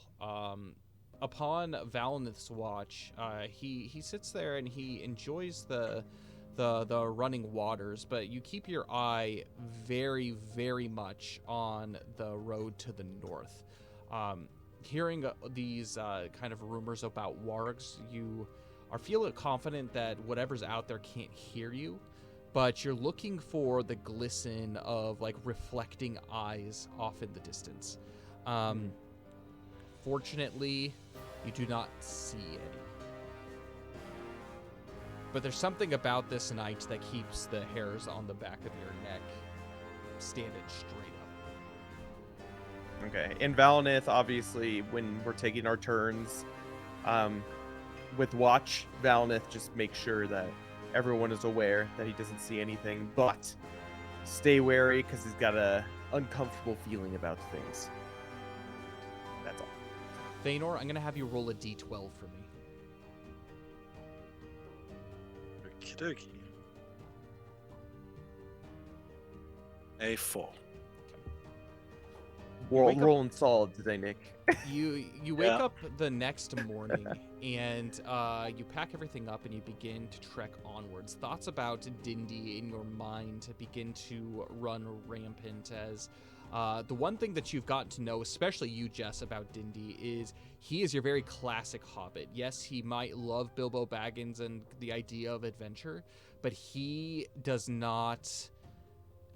can't hold basically like a sword or a stick to his own. Basically, he's comfortable in his house with tea, and if there's something that's even the smallest insignificance, it's a big deal to him. Like if something's just the tiniest out of place. And so the fact that this is something that's continuously been playing over and over in your mind is if he is lost, he himself must be an absolute wreck. You begin to think about his companions as well. And so just kind of a quick reminder to everybody, his companions were the three basically caravan guard, Igwar Longleg, Lochne Strongcrow, and then Anew Running Wolf. And then there were the three lads from the Breland as well, Andy Blackthorn, Bill the Bowman, and Tom Lumpyface. For those That's right, lumpy face. The lumpy face. That was the only Poor one I guy. remembered. Right. Poor guy. But from what you realize, Jess, is you don't have a lot of concern. If anything, these thoughts of the chances of them being lost are probably more on par as opposed to being in any serious danger. You've seen the way that the Beornings fight, and specifically the way that Igor is, and he is a very formidable. At least from what you know, you haven't met a lot of warriors in your day or seen a ton of combat, but he seems to be someone who knows his way around a blade. And you actually feel a little bit kind of lighthearted as you continue northward looking for them. This is just kind of a simple fetch quest, which is really nice. The weather at this point has begun to clear up. It's become completely clear skies, clear nights as well as you go into the fourth night. You make your way kind of up a little bit northward, kind of in this direction. And you stop and you realize things are actually starting to look familiar to all of you. You have finally become on the same path that you tread coming down from the Easterly Inn to Woodland Hall. And so you're able to find a very familiar spot, not the one, because the one that you guys celebrated Valina's birthday was up here, but a very familiar spot before you started making your way eastward to Woodman Hall. But you set up camp. It's a decently fortified position behind basically this cluster of large kind of river rock, with it kind of its own little pool around it. The water itself isn't quite as heavy flowing here, and so this is a good place if you want to bathe, good place to restock on water, or if you do want to go hunting, this is also a good place to do that. So you set up camp for the night there. Mhm. Is there anything? By the way, yes. Australian wasn't feeling great, so he dipped. So Thanks for letting just me wanted know. me to Please he feel just wanted me better. to let you know. So I don't know if he's still listening, but he had to go. So All right, perfect. Yeah. I mean, not perfect. Feel better, but thanks for letting me know. I'll go ahead and pop his character profile up. All right, and with that, let's go ahead and have you guys tell me just quickly what you want to do this evening. Whether it's preparing a meal, whether it's hunting, or whatever the case. Just let me know. Feanor, more or less, while he wants to, and we're still in an area where it's like kind of wooded, wants to stock up on a lot more arrows when he can, and just like spend his night hardening them and like fire hardening them and like carving them out, assembling them, that kind of stuff with what supplies he has. Because where they're going, they're not really going to have access for a little while. I'm gonna have you make a acrobatics check for me, or you can make a survival check for me. And with that 22 roll that Valneth rolled earlier, did he find anything interesting? I'll let you know if you basically when you get to the Old Ford. If you want to take the time to be able to do it, your chances of finding stuff are higher. So the more time that you spend. Okay, looking, I'll do it there. Okay. Yeah. We'll Go ahead take my and- time. Valneth will continue to spend his time doing so then. Yeah, I got another nat one. Natural Sweet. one. Okay. You're able to add 2 arrows to your quiver, but you're frustrated as you attempt to do this and put everything kind of together. This isn't wood that you're typically used to working with, and it's become frustrating to do so. But you are able to squeak out about 2 arrows out of that attempt. Jess, what do you want to do in the meantime? Yes, I am going to go fishing, and then I'm going to either have Theodric or someone else, or I can do it, I guess, look for some fruit to go with it. I would like to prepare a meal. Make a nature or survival check for me. Okay, perfect. Survival, nature. They are both the same. Let's go survival. 8. You were able to, you spent a decent amount of time fishing. So much so that you completely forget to search for fruit, but you're able to get one fish out of that. It's definitely a part of the river where they're biting, but they're bigger than you think that they were going to be, and so you're able to get one decent size fish. So you can go ahead and mark that down and add that to your inventory. Is it big enough to feed everyone? Yes, it is, if you wish to do so. Okay, perfect. This is an Anduin salmon. It's nice. Okay. Sounds delicious. Does anyone have any lemon? Valinith takes a step back at the mention. No, Go with the fish. why would it go with the fish? Because. Oh, goodness. I was going to cook, but, Oh, yes, please. I know not the ways of the kitchen, however, as long as it's not going into my wounds, I appreciate it. Thank you. Just fine. No, I'd appreciate a good meal. This yeah. I This was is hoping to starting get to some annoy fresh me. fruit to go with it, though. There's some, like, fruit with delayed fish. peaches. Fruit. I cannot say that I've had that before. Are you saying you don't trust me? No, I trust you. I'm just letting you know of my like. I don't That's know. right. Lack of culture. Maybe tomorrow. So are you just sticking to rations for the evening? Yeah, like I'll make a meal, but I won't use the fish. I'll just like spruce up some rations with like some. I'll like make a little like ramen-y soup. Like I'll pour hot water over the rations. And Wait, then are you add, like, using? garlic and ginger and soy sauce and some chili flakes and. Like, Are we onion adding or our something. own rations to that, or are you doing it all? Yeah, everyone has to consume rations for the day. Yeah. So. Well, I was just wondering if she was using 4 rations or if we're individually using our own. Oh, you'll have to That way we're individually- not like getting I rid only have of. 5 left. Yeah, Okay, individually cool. using your rations. Okay. Everyone has to Cool. feed I like themselves. that. Mark off a ration. And so with that, Oh, do you want to mark off Theodric's ration as well, Kyle? yeah, I can do that. He is also here, technically. Let me go ahead and pull this down.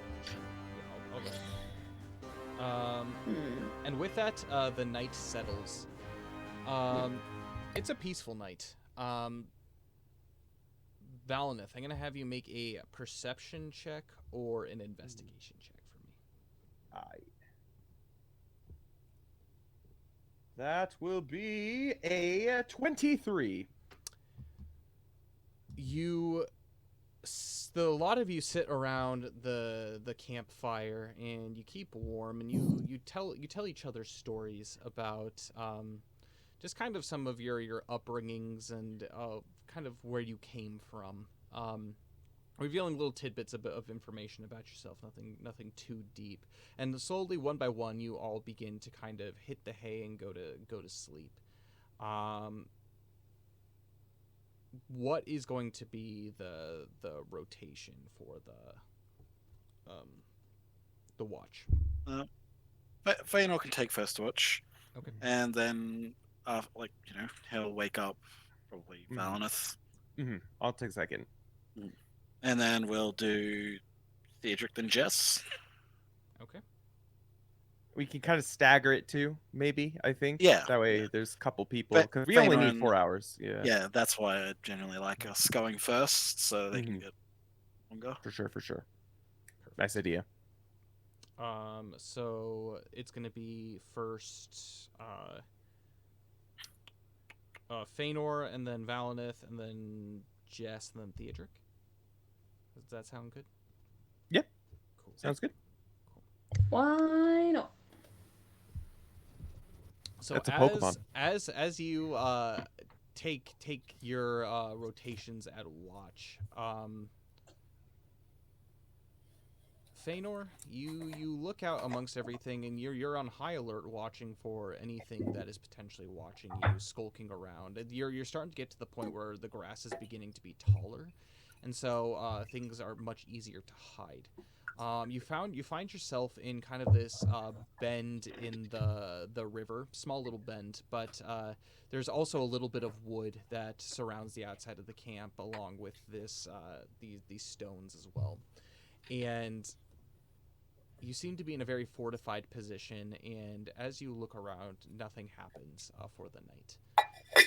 Valineth, you begin to take your the next watch, and as you sit and you look out amongst the Anduin, it's very peaceful again. You gaze up at the stars, but you do hear a small bit of movement, directly, probably 20, 30 feet to your right. Valna squints his elf eyes and sees if he can get a better look first before moving in and trying to investigate. You see what looks to be a small rodent creature coming out of the brush. Mm-hmm. It seems to be in a serious rush. You actually recognize this as a beaver. It cuts right across the middle of your camp, right close to the fire, and jumps into the Anduin and begins to swim away southward.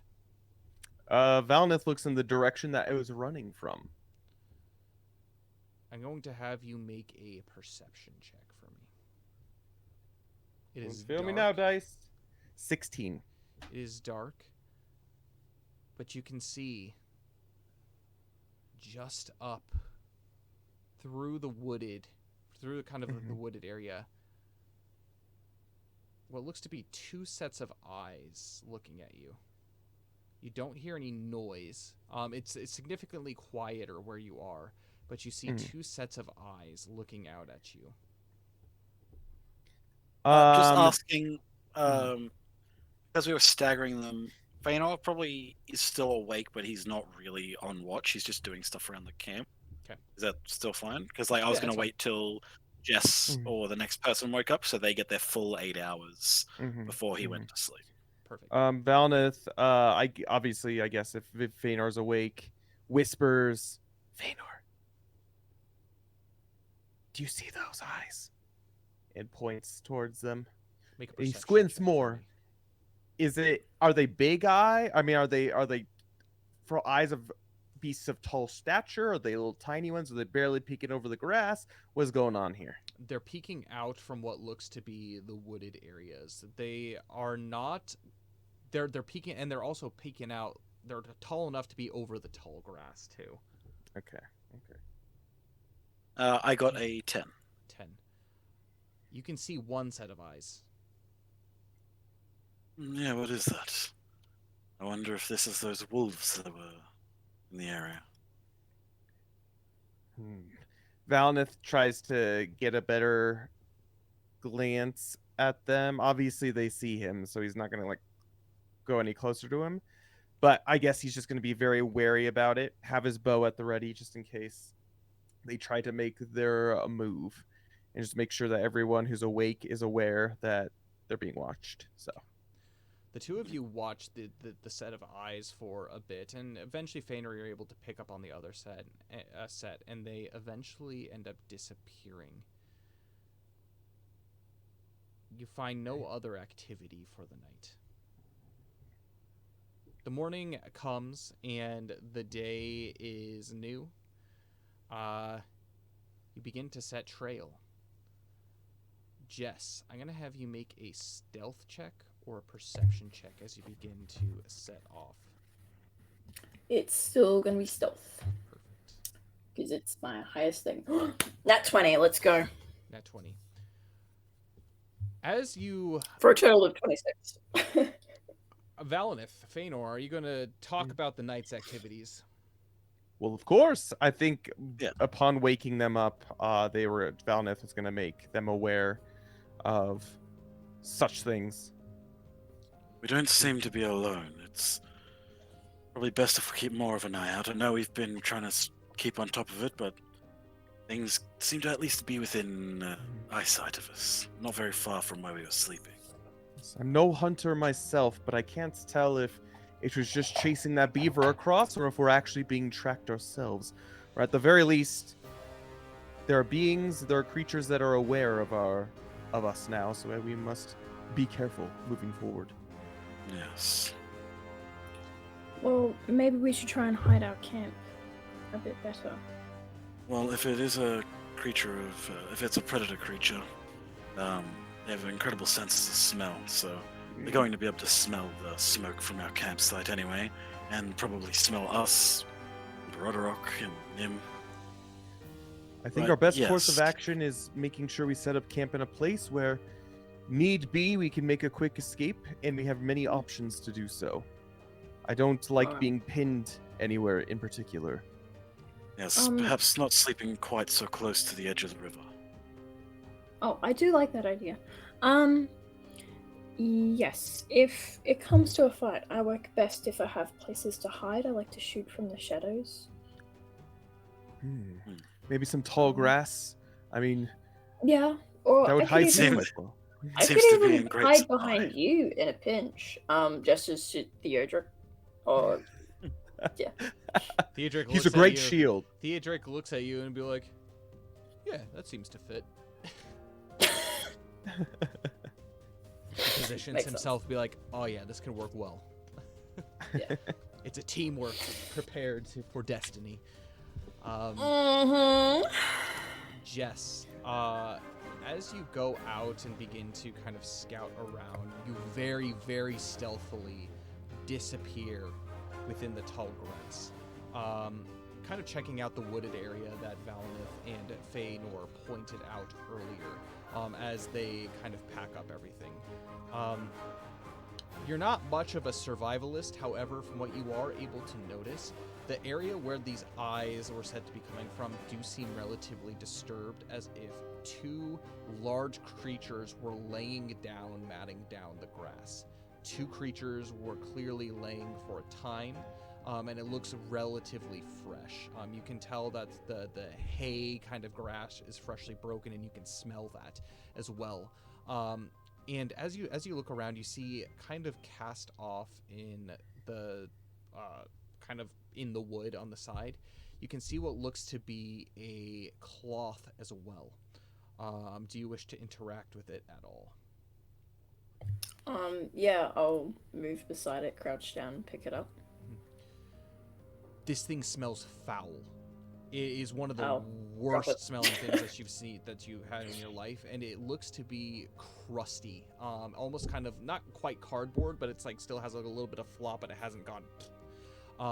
This looks to be some kind of rudimentary makeshift handkerchief from what you're familiar with.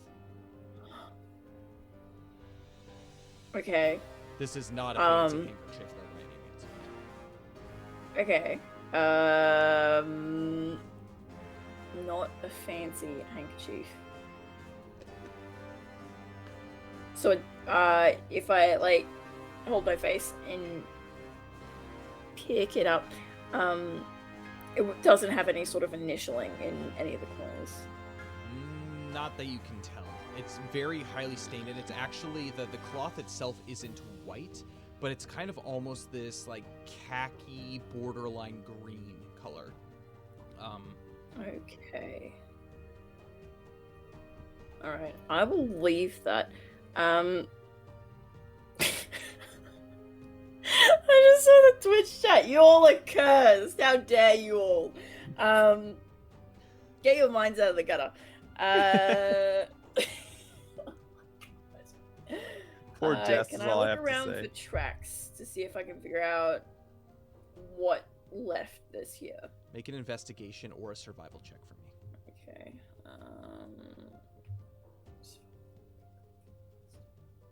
It's a 6 for investigation. No, whatever seemed to be here left their print on the general area, but they seem to have stealthily been able to make their way without leaving any tracks. Okay. I'll just do a quick once over like the immediate surrounds of the handkerchief. Do you see anything else of note? You do. Probably about kind of a little deeper into the wood. It's not very dense, but you see what looks to be something tan laying in the grass. And upon further examination, it looks to be a finger, a chewed finger, has clear teeth marks in it.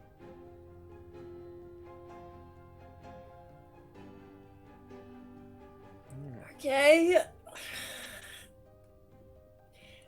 Do I recognize the finger? That's such a weird thing to say. You squat down. It's definitely larger than a hobbit finger. This looks to be the finger of a fully grown man, most likely. It's got hair on the knuckles, and it's like the not very well manicured at all. Lots of dirt under the fingernail, but it has these like chunks bitten out of it, which is interesting. It doesn't seem like a large creature was munching at this. Okay. I'm gonna get one of my very pristine handkerchiefs and pick it up, and wrap it up. And I'm just gonna run back to everyone else, I guess.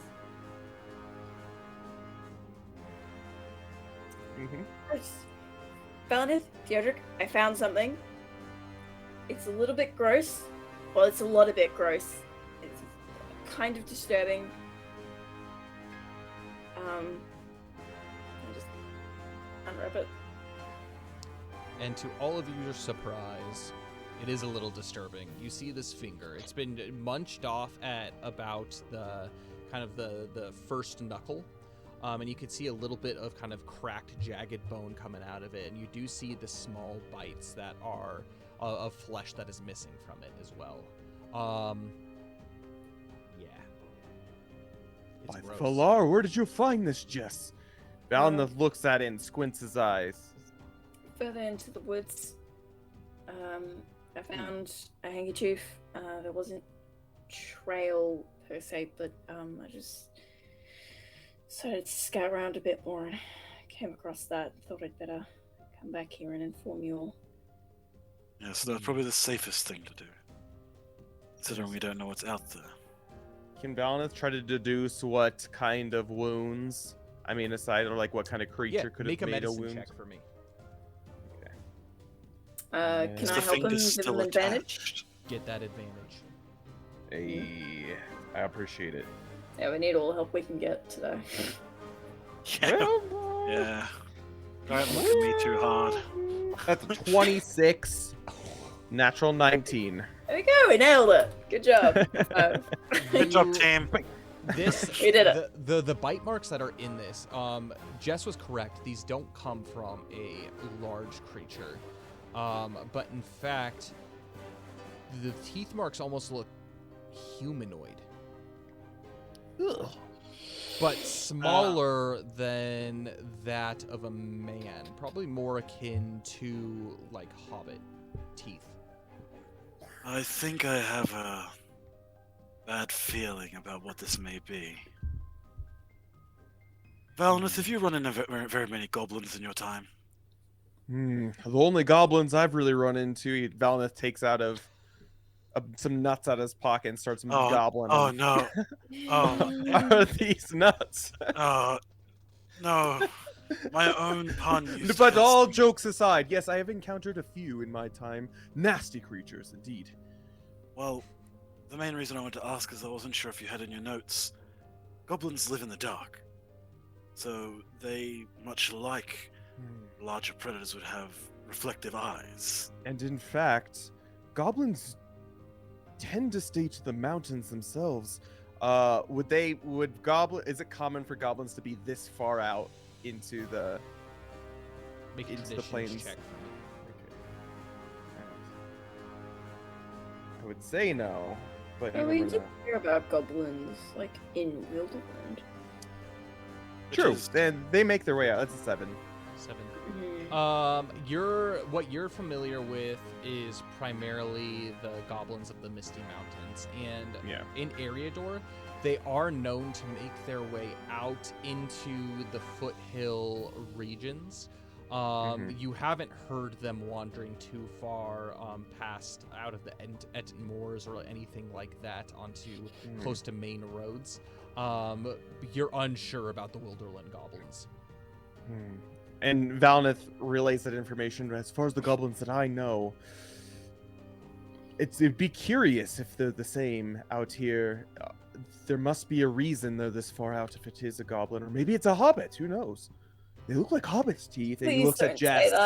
Oh, And Okay, I feel sick. yeah, Feanor's gonna kind of like, do you mind if I have a look at the finger a little closer? Yes, By well, all Rufus means. isn't here. We could have fed it to him, but Yeah, so Feanor takes the finger, and yes, I'm sorry. I need to go on a rant here. But what is it with Valadin and trying to feed Rufus other people's body parts? You tried to do it with waste the eye, not one. and it didn't work. And now you want to feed him a finger. Recycling is good for the environment. What is wrong with you? Next thing you know, we'll be like, here, boy, here you go. And we throw an orc arm, and he just like picks it up and runs off with it. You left it behind at the end, and you still want to like. Getting so defensive hey, about if this. Shadrach joined us, Valneth would have offered it to him. I'm Anyways. gonna have you, Feanor, either make a you can make a nature check for me or a medicine check. Okay, my moment to redeem myself. You got this. Yep. Okay. Oh my god, where is nature? A 4. 4. You have no idea. The only thing that you can deduce from this is that it looks decently fresh. The blood itself has coagulated and the skin has begun to kind of sour a little bit, begin to decay. So it's relatively fresh. It doesn't look like it was just cut off last night, but it looks fresh. Valneth will also say, you mentioned a handkerchief. Did you bring it over, Jess? Do you have it with you? No, it was gross and disgusting, and I hated it. I can show you where it is, though. Oh, yes. Yes, it might be helpful for us to have all the information again. Awesome. Can Yeah, you go I'll lead look? him to where I found it. I'm gonna have the two of you make stealth checks for me. All right, nice. Sweet. Oh, I get to keep my old one. Yep. That's good. It's good. That nat 20 helps. 16. 16.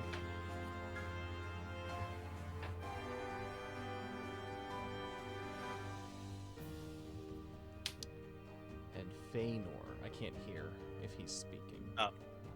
He's on. So, no. Stealth. 16! Yay! 16. The two of you make your way over, and she points out kind of the general, sneakily, the general vicinity of where this this dirty rag was.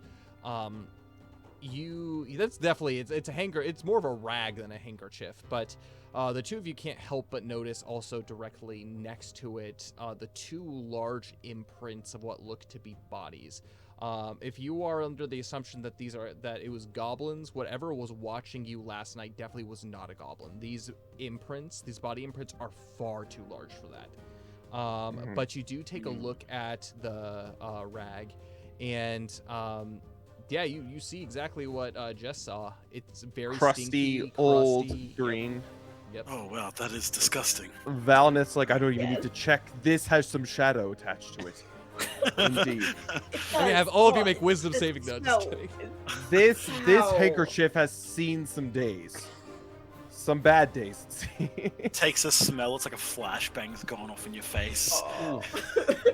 Valentin's just getting flashbacks to the dirty cloth that bloody Oh, no!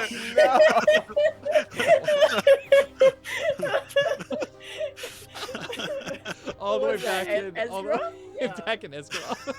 Oh. Now we know what the cloth was. Yeah. What is he doing all the way out here? Why is he munching on fingers too?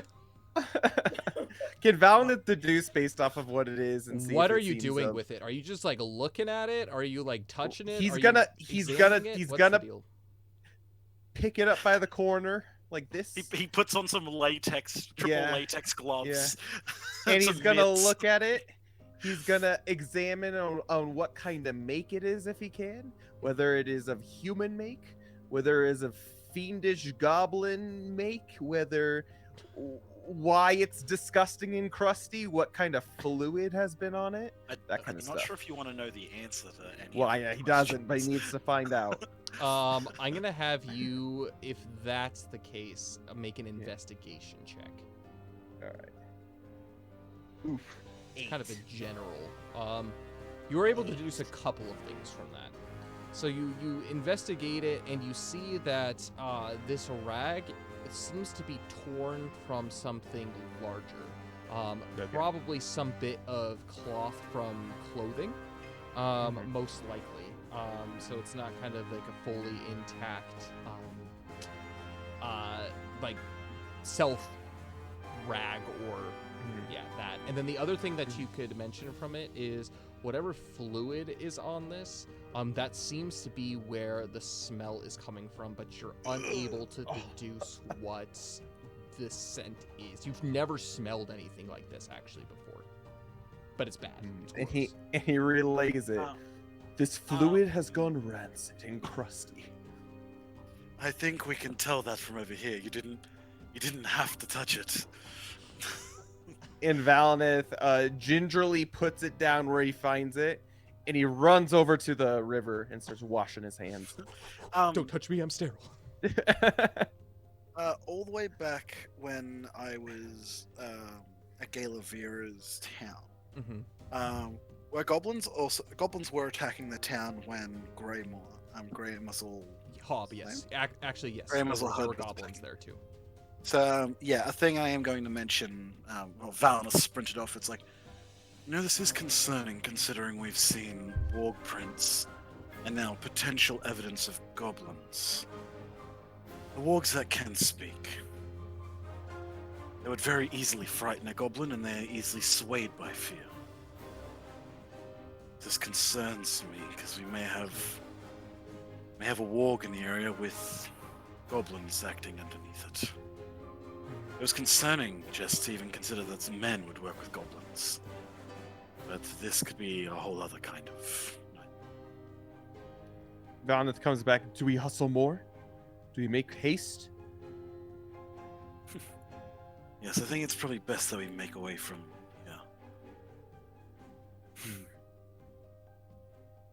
Bring the cloth if you must, but...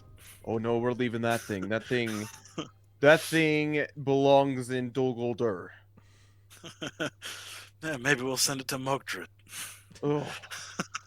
Oh. As you look at the initials, Mogdred. Oh. Nah, he's not that. I good. understand. He's I literally- understand that what's her name? Dagmar's the only woman there, but Hey, this is marked family friendly. No. it is. Yeah. It Come is, on. it is. No, I'm not saying anything. You're the dirty ones thinking that, I don't know what you're talking about. right? Would you mind? What do you mean? It Anyway, means moving on. Moving on. From... Valineth goes into a biology lesson. I'm joking. Oh, fascinating. So do we make haste for the old ford? I think it's probably what's wise. While we're in the Mirkwood, you trusted me to make haste to get away from the spiders. I think, in my opinion, that's probably what's best here. Put some extra distance between us and them, and cross the river. Potentially, if there's any point where the river is shallow enough, cross it so that they might lose our scent. Valineth's not going to want to cross a river, by the way. Neither. That's fine. Feanor is just telling you how to avoid wild animals. If you True die that, because of true a that. warg, that's your True fault. that. True that. I accept True. these terms. Okay. Before we break camp, Yeah. just would like to ask Valinith. I know you studied a lot about the woodmen over the summer. Hmm. What can you tell me about their funeral rituals? What can I tell her about their funeral rituals, Lore Master? Yes, they tend to burn their dead, and so it's kind of more of like a funeral pyre that they tend to set up, and then with the ashes, they actually end up burying them within the basically beneath the, especially in Woodman Hall, beneath the hills around basically their area, and so there's like these funeral mounds, kind of these barrows that they put these ashes in. They don't bury the full bodies in them. So this wasn't dug up. That's for sure. This is fresh. This was a finger bitten off, for sure, by something. And Yeah, someone just- alive. Are we sure that they escaped a rather grisly fate, though? This might be all that's left of them. I hate to say it, but unless we looked further, which I don't intend on doing, maybe we'll never know. I'm not carrying the gross finger in my pocket. I'm sorry. No, Well, I maybe we thought I can- thought we could have like a little funeral ceremony and bury it here. We got to be Well, quick. Would it not Gotta be be more quick. appreciative to burn it? I can carry it until tonight, and then we can burn it on the campfire or something. Okay. Look, I it was saying- might it might actually help us to build a little bit of a fire, especially so close to the Wow. so close to the river. Chuck it on now, and maybe the smell of a lower back, whatever may be pursuing us. Well, Maybe we could throw on the as long cloth as you're on well. board with it. Yes, we definitely burn this thing. It can never see. Like no one else must ever run into this dark artifact. That will make anything lose our scent. Yes, best to leave it behind then. All right, so are you Maybe we burning should the cloth? and Rub the it all finger? over our bodies. Make it. Yeah, if we want to do funeral rites for the finger, then I'm willing to spend a few moments to a mini funeral for it. Yeah, That's what- absolutely. Go ahead Sing and some make dust in the wind. a traditions check for me as Yeah, as awesome. you do this. And I'm gonna try and find some little wildflowers around too. Maybe some rocks. Ah, nope. I got a natural 1 for a 0. Sweet. Feynor I says, instantly You know, it's fail. gonna be really awkward if this guy isn't dead and like his ancestors suddenly see like a random finger show up. Do you think it'll be longing for like the rest of him to die? Like just completely like not Jess, attention. you completely disgusted by just everything that you've experienced, finger, but you're trying to be as pious as possible, trying to respect the dead as you begin to kind of set this up and get this fire going. Do you have a few words for the deceased? Deceased. Yeah, so she'll just stand there. Well, none of us know you. It's possible that you might not even be dead, but on the off chance that this is all that is left of you, I hope you find rest. And I hope those who did know you will not forget you in a hurry. And one day they may learn of your fate. Whatever it was. Anybody Rest else? easy. Valinith will kind of under his breath, but like in an elvish way, he'll, or in Sindarin, so unless you speak Sindarin, you're not able to understand, but he'll say a little poem of death, and he clears his throat and he says, I close my eyes only for a moment, and the moment's gone. All my dreams pass before my eyes, a curiosity, dust in the wind. All they are is dust in the wind. That's what he's gonna say. Feynor, any words? So are we throwing it on the fire, or? And with that, Fedor, as you say that, you startle Jess, and the finger pops out of her handkerchief onto the fire and rolls down into the Anduin, and it gets swept away. Down. Oh, you were eager to get rid of that. So long with all the honors of burning their dead. Jesus. That was tough. I know I was eager to leave, but I didn't mean desecrate. Valiant doesn't even notice he's continuing his dust in the wind chant as this is going on. Best to not let him know. He said it popped out of the hanky. That's very sweet. Am I still holding the hanky? Yeah. Okay. Yeah. I just sort of... Alright, I'm laughing so hard. Okay, I just sort of awkwardly just like put it like in the fire. When he's done with his poem, like, that was beautiful. Was that something that is like a Rivendell custom? Something to say for your dead? Well, It was in beautiful, fact, and- it was written by an elvish bard group called Kansas. They were quite popular when I was growing up. I don't know where they've gone these days, but Probably the king. You are quite old, yes. yes, I am. Ancient, some say.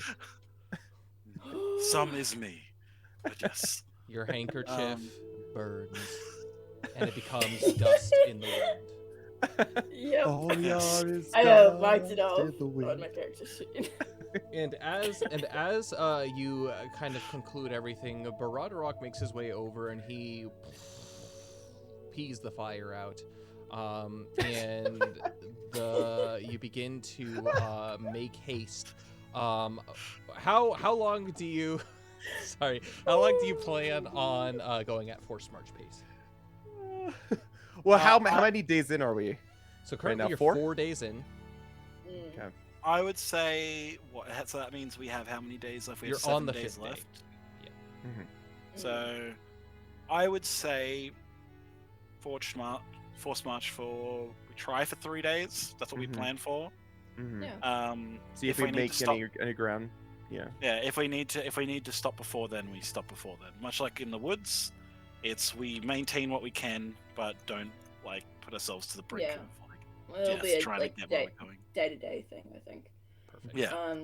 And while we're speed walking, I'd like to be out on the lookout for any fruit that I see to go along with my fish. Yeah, make a nature check for me. Or survival. Because I'm historically so good at those. Or You survival. got this. We believe in you. Oh, I do actually. That was a natural 20 for a total of 19. Holy smokes. From So rags to riches, baby. Can't keep me down. you begin to move at this forced march pace, and it is pretty arduous. It's you kind of have similar thoughts that just this seems super quick. Like you're moving at a much quicker pace than you're used to, and with that being the case, Theodric, since I'm controlling him, is gonna offer to have you ride atop Baradorok as you move forward, which means you're gonna have advantage on your con save, and you make it to the end of the day. You go a little bit further into the night than perhaps you would like. My question to you is, do you plan on setting up a fire camp? What's the deal? How's camping set up tonight? Stealthy, hopefully. So fire or Yes. no fire? I would say probably no fire, but the supplies like oil and flint and steel out with like torches ready nearby.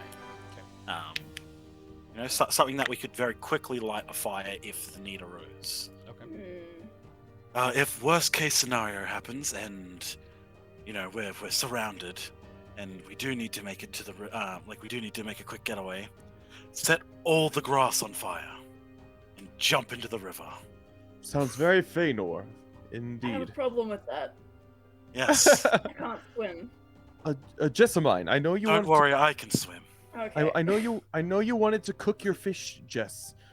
Do you happen to have among your crockery an air fryer of sorts. That way we don't have to use don't have to use a fire. An air fryer. Yes, it superheats the air and it fries the fish to a crisp, delicious.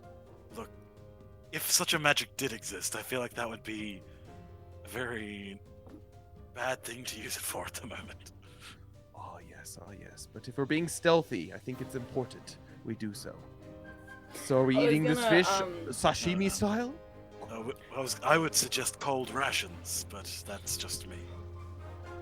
What if we try slow roasting in the ground? Oh, The I like the your smell, thinking. smoke will still Um, persist. You can Believe me, I've eaten pork that was slow roasted on the ground. It was amazing. I immediately had a bag put over my head and dragged to a town, but afterwards for killing that boar. But you know, it was what it was. Maybe we could Still the salt it and make some jerky some with things it. are worth it for good food. Yeah. The most memorable part of that night was the pork. And absolutely. with this, as you begin your talk about dinner, again, you've been traveling a little bit later than you normally would, going at this pace. Jess, you actually spot something out of the corner of your eye, caught in this what looks to be kind of like the shrubby bush. It looks to be some kind of sack.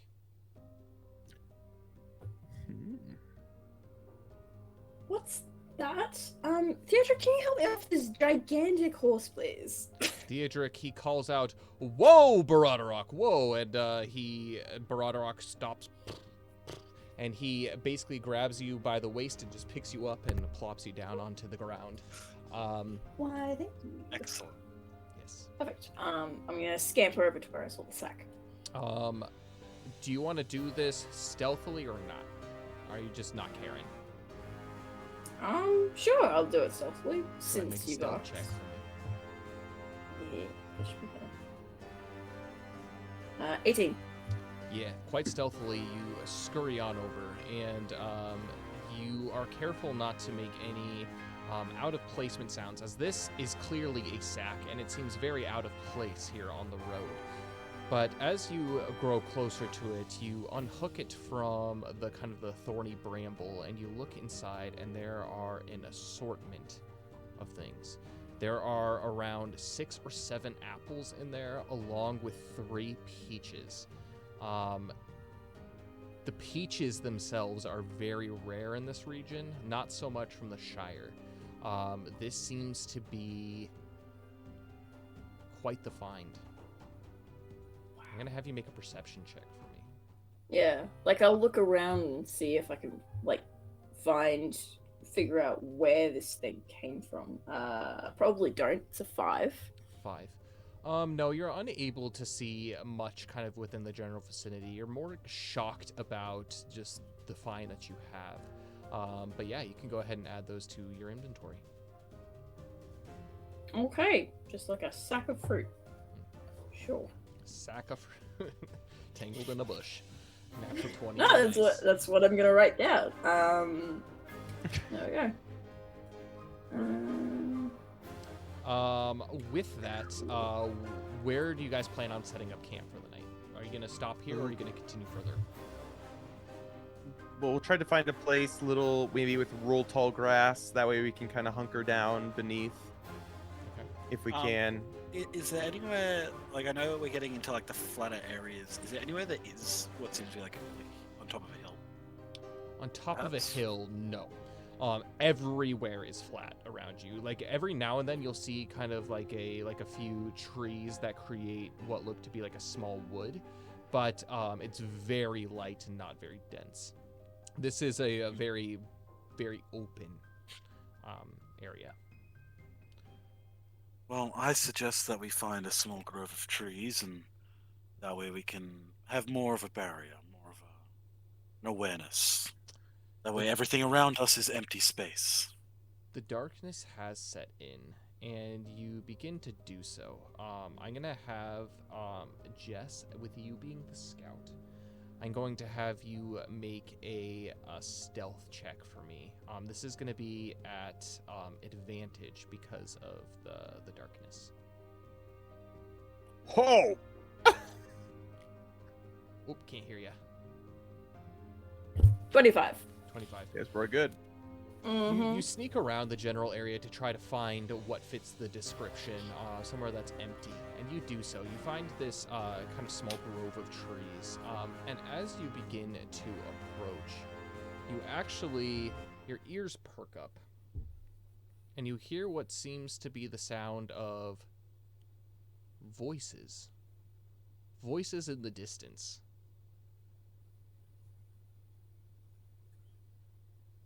I sneak on over. Okay, you do so. You remain hidden, and you can see probably a good 400 feet off from where this grove is, in kind of like this small, like little rocky outcropping, what looks to be a very small fire going. And there are a number of individuals that are gathered around. They look to be about 5 in total, and they're sitting and kind of relaxing. And as you make your way closer, you stop. You have the sneaking suspicion that you're being watched.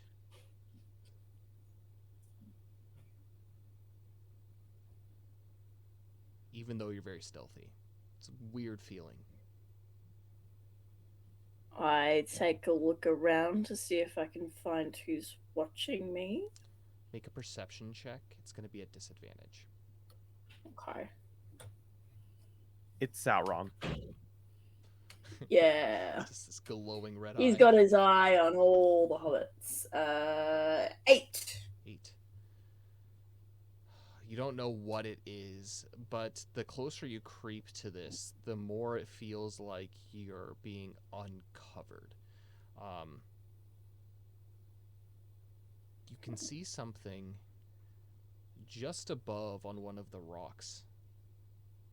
It's a large creature, but you're unable to make out what it is, other than it is a furry silhouette. Okay, I back out of there. I'm leaving.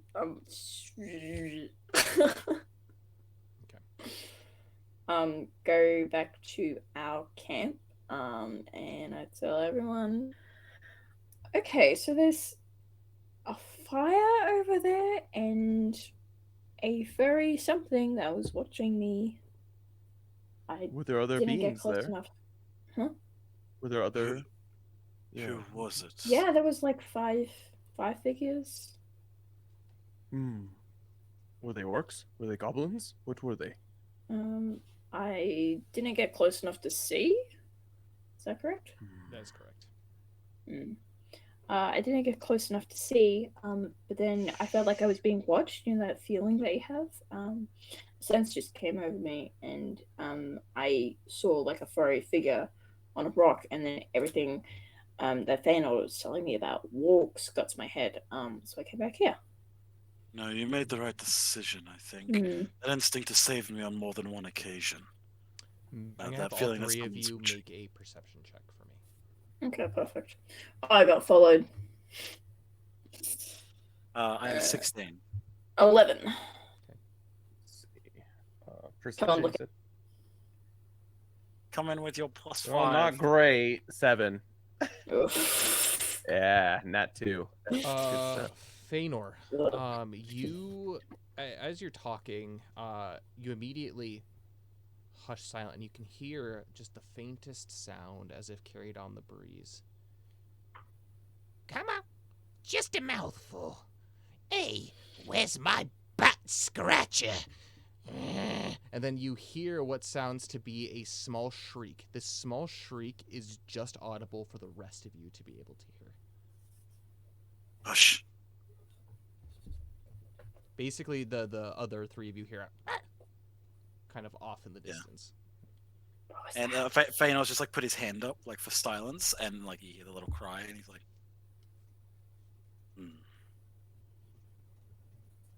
I have like for Feanor in his time having gone through the Mirkwood and the things from his past, would he recognize this yell of like pain perhaps as a goblin? Absolutely. It does seem we've been pursued by goblins, and Jess, if you said that there was something large and furry that seemed to be able to know you were there without potentially relying on its sight, that itself may be a walk.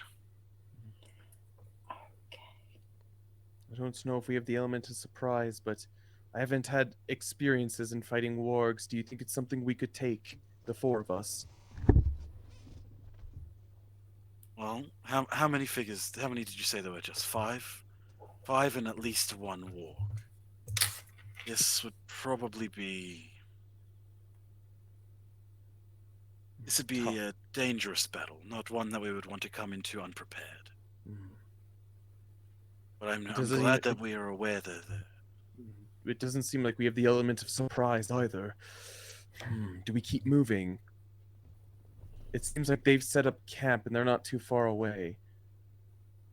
That is what surprises me. Goblins are more active at night time than they are during the day. They can travel through the day, but it's not their preference. I wonder if they do know that we are here and they're pursuing us for reasons that we don't yet know. I think the fact that we are aware that they're following us or in our proximity means that perhaps we need to try and lay a trap. I think during our next day's travel, we need to think of a way to potentially ensnare this little group following us. Deal what damage we can before they can get the drop on us. Or why wait the next day? Maybe we can do it now. And Valineth looks around. I mean, lots of dry grass. There's goblins. We don't want to start any wildfires, do we? What's the lesser of two evils? In grasslands and stuff like this, fire would fires and stuff be like a decently common occurrence, at least away from the Anduin? I'm gonna have you make a nature check for me. 3. 3. There's no way of knowing. If that were to be the case, intuitively, if there were a wildfire, whatever would be out there within the grass would probably more instinctually come to the water. Okay. The The only reason that I was thinking perhaps not tonight is if they believe they do have the element of surprise, this does lull them almost into some sense of security. And if they are traveling by day as well, that may be to our advantage to attack them during it. An attack now, all it takes is Broderick to step in the wrong hole, break a leg. It takes one of us to mistake each other for the enemy. Goblins are much more accustomed to the dark. That's why they like the Mirkwood so much. They prowl and attack people in there. But if you believe that we should attack tonight, then I'll do that, but we need to be careful. And I don't like the idea of attack per se. I'd rather just avoid the situation in general. If we can get them scurrying and we can get them running away from us, I think we stand a better chance that would at least break them up. They wouldn't be so close, and if it did come to combat, then we would be able to pick them off more easily. I'm gonna have the 3 of you makes traditions checks for me. That's a 19 for Valineth. 13 for Fnor.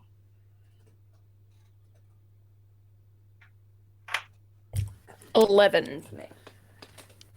The one thing, Valineth, that you remember is, especially coming from the Folkmoot,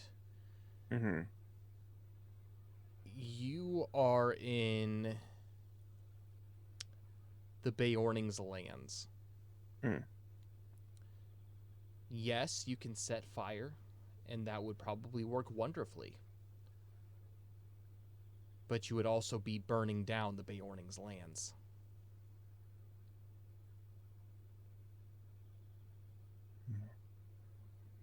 In our travels, have we encountered any Beornings of any sorts? Because I know they were kind of stationed You haven't from seen place any, to place. Oh, at least on this trip. Okay. okay. What if we just go across the river, like you were saying, Fëanor? I don't know if there's particularly anywhere that we can cross at the moment. Hmm. I think that's the greater issue here. Maybe tonight we sit, but maybe set up noise traps around the perimeter. At least in a way that makes sure that nothing gets too close to us, without it being surprised, I guess. To be ready for what's afoot. Yes. There is the other option of we travel through the night, Yeah, that's what I was thinking too. but then that may leave us more susceptible to attack. At least this way, there's a chance that we may get some rest tonight. Hmm. I'd say we rest tonight, and then tomorrow we maybe not. We'll take Barodorok and Nim closer to the water. Perhaps musk their scent a bit and keep their noises to a minimum. They can't really control that, but perhaps keeping them closer might be a benefit. They may be able to smell a warg approaching before any of us can. So, trust the animals, I think, maybe. We move closer to the river. Lovely. Okay, so yeah, we're probably gonna, if no one's opposed, we'll probably move a bit closer to the river. Hope that the sounds of the water help obscure our sounds a little bit more.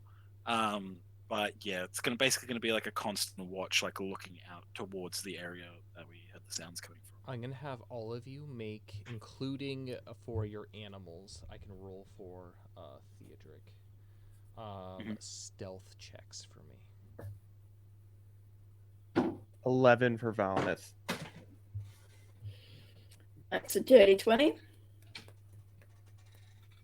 Sorry, I am just pulling up my stat sheet for Nim. I haven't needed it in a little while. That is a 6 for Theodric. Whew.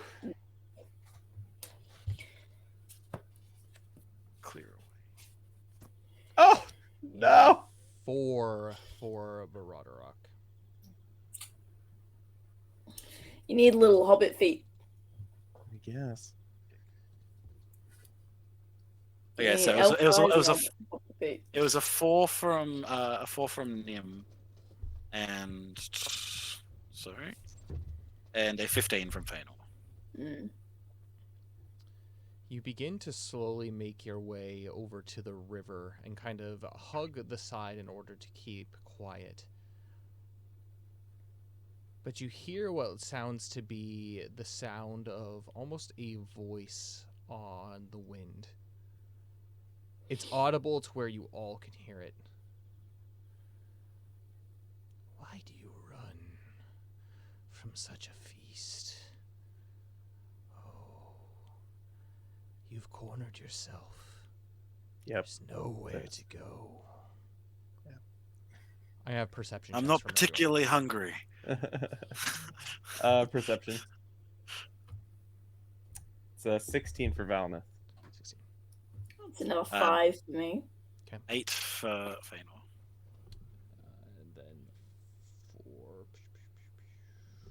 Theodric. And 8 for Theodric. This noise again carries itself on the wind. However, Valnith, you can see just up the road in front of you a large figure slowly creeping towards you. Yeah, Look Valnith to your takes right, his and bow. you can see what look to be another 2 creatures creeping near you. Yeah, Valnith takes his bow and says, Fëanor, we should start a fire or something.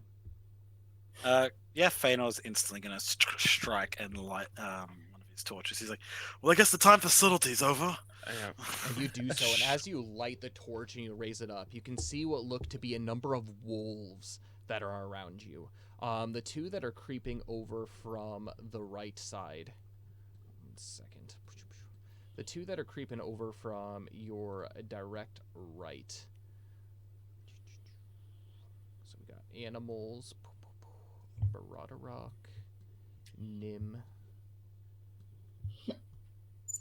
Jess, Valineth, Theodric, and Feanor that are creeping over from your right side look to be simply wolves. However, the figure up ahead is a much greater, and it is a stark black fur as if to blend in. This is the voice that you're hearing. It's coming from the north to the south. It's time to feast. Feast. I'm going to have you all roll for initiative. Yeah. Your one torch is lit, so Feanor, you do have a torch lit. Okay. Yep. Okay. Okay. Rolled a natural 1. I have not been rolling well. No. Okay, Valineth I'm gonna. rolled a natural 1 as well. No. Okay, hang on. I'm No. gonna have Kyle roll a d16. Let's see if I can save you. Nim If got a this nat doesn't work- 20. Nim got a nat 20. That's hilarious. If this doesn't work, I can give inspiration to one of you. You don't want to get a natural 1 when rolling for initiative because it actually skips your turn in combat. Yep, that was a I 3. think it might be better even for me to go because I can hit Oh, it's- harder and I can It's take definitely more. better Yeah, for you to go. You got I would 5. agree with that. That was a Okay, 3. yeah. 1 second. What is so Valineth, if you're not getting inspired, what is Yeah. your total score? That was a 3. 3. Jess, what was your score? 11. Okay. And then Feanor, if you want to go ahead and roll advantage, if that is gifted. Yep, 25,000. Feel free to go ahead. Cool. So long to save Yeah, up. so, Nim had nat 20 For and total I had of- 16. Nim doesn't have any modifiers to Dex. Okay, so 20. And I got a 16 total. Perfect. 16 total. I have to roll really quickly for Theodric. Let's go ahead for him for initiative. That's I will say I do have to go Mm. in like 8 minutes, guys. Yeah, no worries. So. We're going to get things pretty going. And Baradorok got a nat 22. So Sweet. Oh, perfect. God, the mounts. yeah, the The mounts. mounts like, they we are- smelt them coming. Yeah, they were like they weren't sneaking up on us. Okay. Good of you to tell us. Mhm. It took me so long to save all those spark points. I'm gonna have to Thank you. watch every I- single stream. I will say one So I thing. can I will avoid more. say, lurking gets you a certain amount of points, but the chattier you are, and the more interactive you are, for example, using free subscription, sound alerts, that kind of stuff, the more champ points you get Ah. quicker. So So basically, you're giving s- me permission to Kool-Aid you. Oh, yeah. Cool man. Kool-Aid. Yeah. or honestly too, just like Constantly. the more you chat, the more you add to the conversation, it actually gives you more channel points too. So if you're just Okay. sitting there watching without doing anything, it'll give you like what, 50 every like 10 minutes or something. Whereas if you're something like that. chatting, it'll give you like 150 every 10 minutes. So yeah, That's cool. I Okay. didn't know that. And Yeah. with Thanks. that, we're gonna end our session for tonight. Okay. I'll never forget that nat one. Valineth is just gonna Why? be by a wolf. What was Yeah, with basically my Valineth rolls? was the one who saw everything, and so like I can picture like Valineth turning around and seeing this great black warg descending upon and just being like, I mean, Oh no! They happen. Those days happen where just the dice doesn't match your. I now know what it feels like to be Theodric. Yep. True That's that. hilarious. True that. Lots of going on here today. Wow. So we have combat Yeah. at the start of next session next week. Look forward to it. Should be good. Been too long. It's been a long Too time. long. It's been quite a long time for the party. First for Jess, technically. So. Yeah, actually, this will be interesting. I'm greatly concerned, actually. Feanor just says at the end, "You've finally been blooded as a warrior. How do you feel?" Ah! I just hope we don't get the goblins coming in too. So, ugh.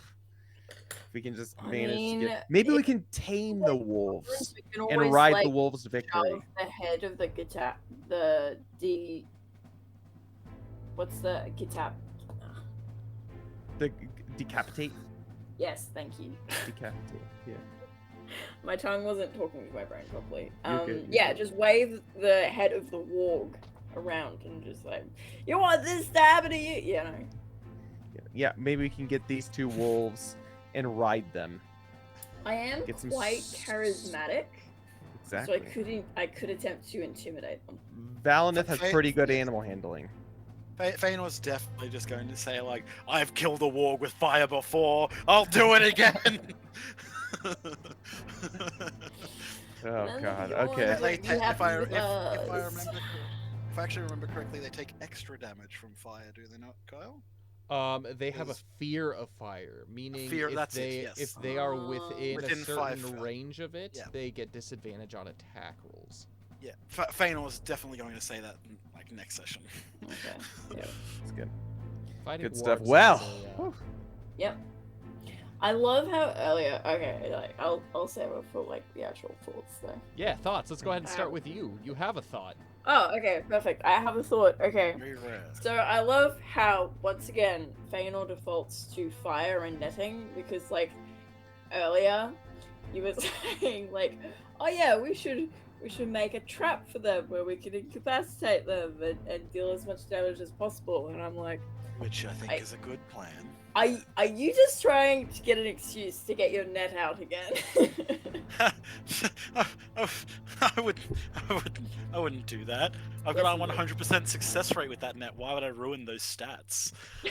If you don't try, I'll die, you can never tell. die before I use that net. Yeah, what else? I thought it was a really good session, like wrapping up things with Ingolma and Mordred. Mogdred. Mhm. The evil guy. I thought that was really sweet, like how we left it. Like we didn't really know how the relationship is going to progress, but you know we got other stuff to do. It was fun. You all had your Um, opportunities to chat with both, and Mm, yeah, set up whatever you needed to set up to allow whatever to work is going to work. yeah, like Role play. at the end of the day, they have a lot of work ahead of them. Yeah, they do. But Oh yeah. yeah, I really hope that they make it because Well, we planted the yeah. seed of like recovery. Maybe they can get better because of us. yeah. We're just that good. True. I just have a thing for characters like Mordred, I think. I'm just like, yeah, I could fix him. And I definitely can't. That's just my The delusion edgelord. getting the better of me. But, you know, The old It's me's fantasy. dead, Dad. You don't understand me. For Australian, it's "You're not my dad." That's what he would have said to mock Mordred. oh, I'm boy. a man now, Dad. I want babes and gold. Can I quickly go before I head off? Yes, go ahead. Oh, yeah. I'll finish mine later. Sorry about that. Hey. But I really like the session. I like how we're getting back onto the road adventuring rules. But this is, I think, the first time we've had roll bad adventuring rolls, and so we're kind of seeing the consequences of this, I feel. So I don't know if this was a planned encounter or if it was just how horrendous our rolls were this session. You can't have good rolls every single time you go, and I think that's what makes it exciting too. I'm excited for combat next week. I think that'll be fun. I like how we went all detective, and we found Mogdred's dirty rag and a finger, and it was good. There's plenty there was plenty of comedy, but there was also some good serious moments. And two, I hope that one thing I really do like about Adventures in Middle Earth is how real everyone is, including the NPCs. Like, that's totally how a father who thought they lost their child, and they came back being this butthole. Like, seeing this butthole is like, I could see totally a father being like, that's my fault. That's totally my fault that happened. And so I feel like it's very realistic too. And so one thing I love about Adventures in Middle Earth, D&D to an extent, but especially Adventures in Middle Earth, is it does feel very grounded in reality in a certain way. Like, yes, it's a fantasy world, but they're very real problems that people go through. And I think that's awesome. So, yeah, that's my Sweet. thoughts. Well, thanks for joining. Do you have any quick things to talk Alright, about cool. for stream stuff coming up before you have to go? Quick things, continuing Liza P today, as well as Thursday. Nothing this Friday. However, next Friday, as well as the 4th weekend of October, or 4th Friday, Saturday, your guys' time, we have Everlast Adventures, which is our tabletop RPG that Kyle created, our lore master here. And so come join us for that. It's going to be a grand old time. And aside from that, this Saturday, we're going to be finishing, hopefully finishing Fatal Frame at Maiden of Blackwater, which will be really fun. I just realized that I don't have any contacts, so we're going to be glasses, costumed, forged all month, because I don't have any contact lessons, unfortunately. But I'll make it work. Anyways, guys, that's all I have. So I gotta head out. Sweet. And we'll just continue on. I'm continuing my streams for on Monday, Wednesday of Baldur's Gate 3, and we have a sponsor here at Fantasy Forge Studios, Daisnaki. They're a Japanese sweets and luxury treats company that sell a number of delicious, popular snacks, traditional snacks, and character goods snacks. My parents, for my anniversary, which is coming up this Sunday, they got my wife and I a omakase box to be able to enjoy. And before the stream, I was actually enjoying some of them. There's a maple chocolate cookie that I had, which was super delicious. It's like fall themed stuff, so I was really happy with that. A New York cheesecake. I know it's New York, but New York cheesecake, little Japanese delicious snack. And then also these satsumaimo, which are sweet potato. They're like little chocolate covered sweet potato sticks. They were super delicious. So check them out. They're amazing. This is my second box I've gotten for them. But yeah, so thanks, Mom and Dad. But yeah, so that's a shout out to them. Make sure that if you do order from them to say that Fantasy Forge sent you, and also put your stream name so you can get tickets for the raffle when we hit our referral limit. Other than that, let's jump to Jess. Jess, finish up your thoughts on tonight's session.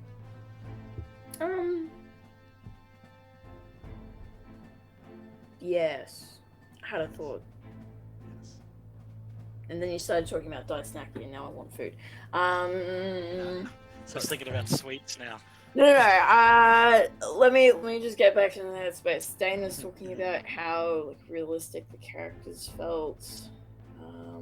Getting back into the adventure and kind of thing, Yeah. story. You were saying how you enjoyed the story and how he left it with Ngulma. Yeah, I can save him. I would. Yes, I do. I want to save Margaret. I have a real problem. Kyle, you asked me once why It's I'm okay, obsessed it's a with good Astarion. This is why.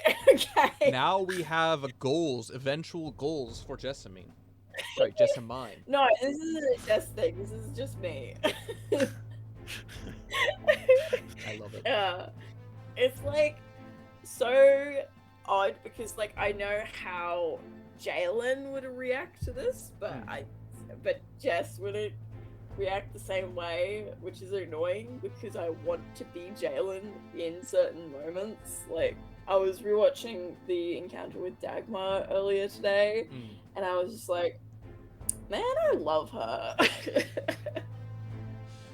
Dagmar's very duty driven, that's for sure. I know. But yeah, I want to see Mogdred peacefully retired and just living his best life. He's gone through a lot in 30 years, that's for sure. More than a lot. Yeah, of other I people know, have. and And now he's ruling a kingdom. Kind of. Yeah, that's crazy. It's crazy. A lot of pressure. Right, bro. It's crazy how people change. Yeah. What else? What else happened? A lot. A lot of travel. Figuring Yeah, things just like some travel and stuff. Yeah. out. Yeah. The beginning of the adventure. It's all good. Beginning of the adventure. Is that good? I think that's it. Sweet. Yeah, I think so. All right. Nick, what are your thoughts on tonight's session? I thought it was interesting. It's always fun. Like I didn't mind that I was rolling bad. It was kind of funny, and it always Gotta just make the drives the most of story in a different. Yeah, it always just drives the story in a different way. It's not fun if you're always just rolling like 20s all the time. Nim stole mine at 20. But no, I thought it was interesting. Yeah, we'd wrapped up a lot of the stuff we'd wanted to do in Ruskabel. But I'm glad like I was able to give Ngulma like the axe back and that he actually took it. That's like a good sign for Feanor that, and like what he said of like, even if like Mogdred can never be that's never going to be your son again. Your son still went off to try and defend like the land. He still quote unquote died in that process, and you shouldn't forget that. And remember that, like that oath that you swore me when you're going to wield this axe, wield it in his name. And who knows, maybe that part of that, and seeing his father's motivation to try and help people and use the axe, will help bring Mogdred around to the idea that like his dad didn't just abandon him, didn't hate him. He holds him so dearly in his heart that it hurts him to see him how he is. It was also good. I did like that. I'm like, oh, this is probably goblins. Oh no! I'm like, oh, reflective eyes. That could be it. Wolves, All I have to say, orcs, speaking goblins. of poor rolling, thank goodness for that natural 20 though from Leah on her that stealth check to go investigate things. She not only discovered that it's not just big creatures, but potentially smaller creatures that are also watching. So, like, you win some or you lose some, and then you roll a natural 1 and the finger goes floating down the Anduin. So that's fun. Yep. I laughed so hard during that whole sequence. Yeah. It's so funny. I think Feanor, because I will admit my brain went empty on what to like say or anything like that. He was thinking of saying like, oh yeah, lost but not forgotten and stuff, and he's like, why do I care? Like it's sad if someone did die. Like yes, that is true. That is unequivocally true. This is a finger. There's nothing I can do.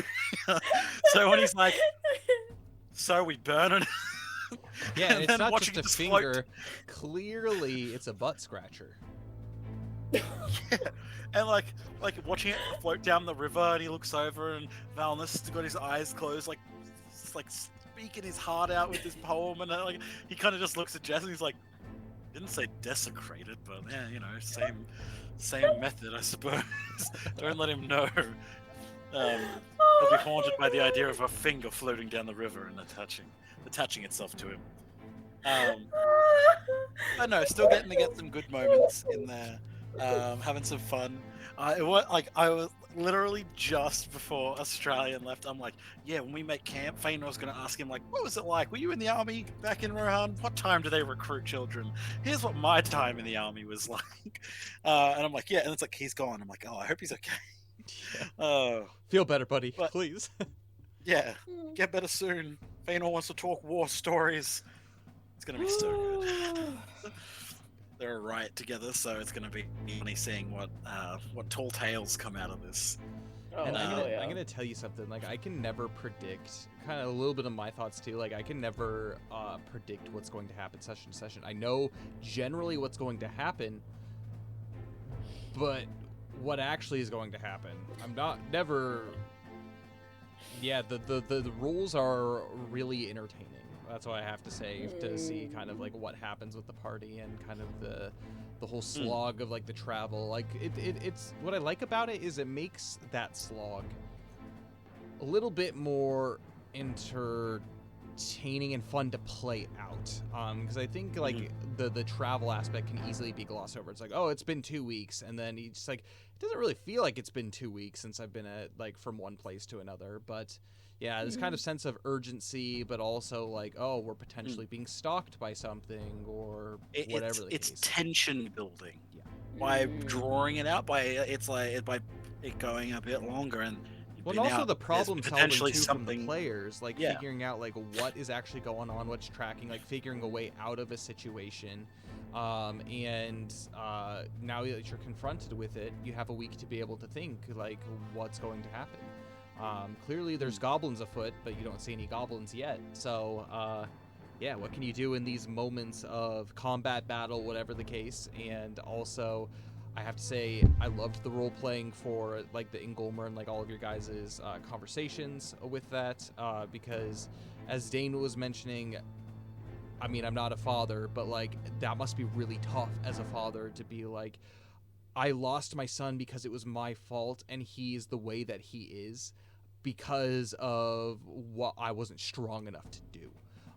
Like I wasn't strong enough to protect him, and he went through all of this pain, all of this suffering, and then just like all of your like interactions and kind of your thoughts and like how you were able to talk about like Mogdred to him, whether it was the gifting of the axe and being like, yeah, like still remember your son. Yes, he may not be the man that you thought he was going to be, and he that old kind of vision of your son might be dead, but hold on, keep this as a memory of him, continue to rule in his stead. And then also like Jess and kind of your whole just really helping him to navigate that path of like, what do I do? Like, what's going on in his mind? What did you tell from it? Like, find out from him. And just like this idea of like, you know, you can't do everything. And it was really good that you mentioned, I think, like his whole idea of like how like hurt he was, and kind of like the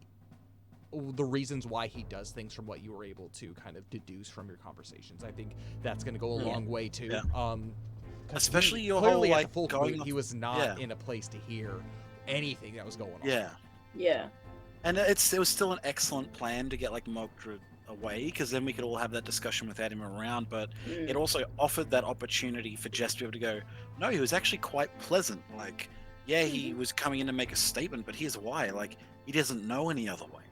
Yeah. And if she hadn't have done that, then there would be no, like, this is one step closer to them healing than they would have been otherwise. All from your quick thinking.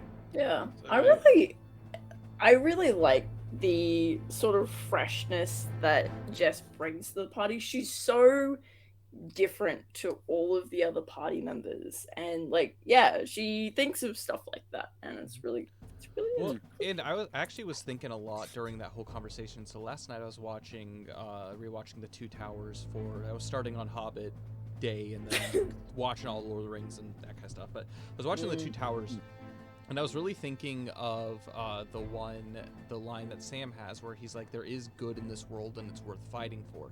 Like, clearly this guy is broken, but it's like, of course that comes from a hobbit, like someone who like is relatively new and fresh to the darkness of the world, and so they know that there's goodness, but like even when they see some of the darkest times, they're able to reflect on the things that are good.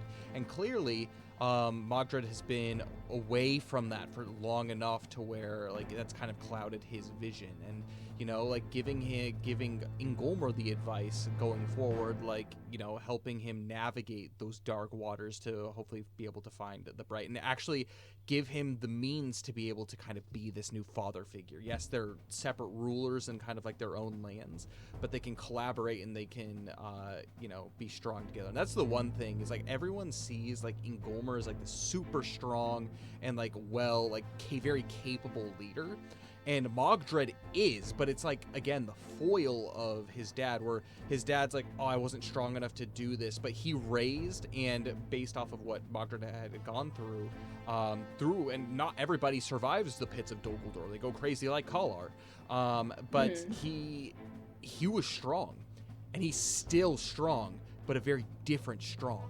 Like their strengths are very different. So it's interesting to see kind of how like the clash happens between them, and how hopefully that becomes reconciled too. So It's fun. Yeah, no, it'll be especially good, and also like the fact that like Jess basically also got an invite of like, if you're ever in these lands, like you were kind to me, I will show you that same kindness.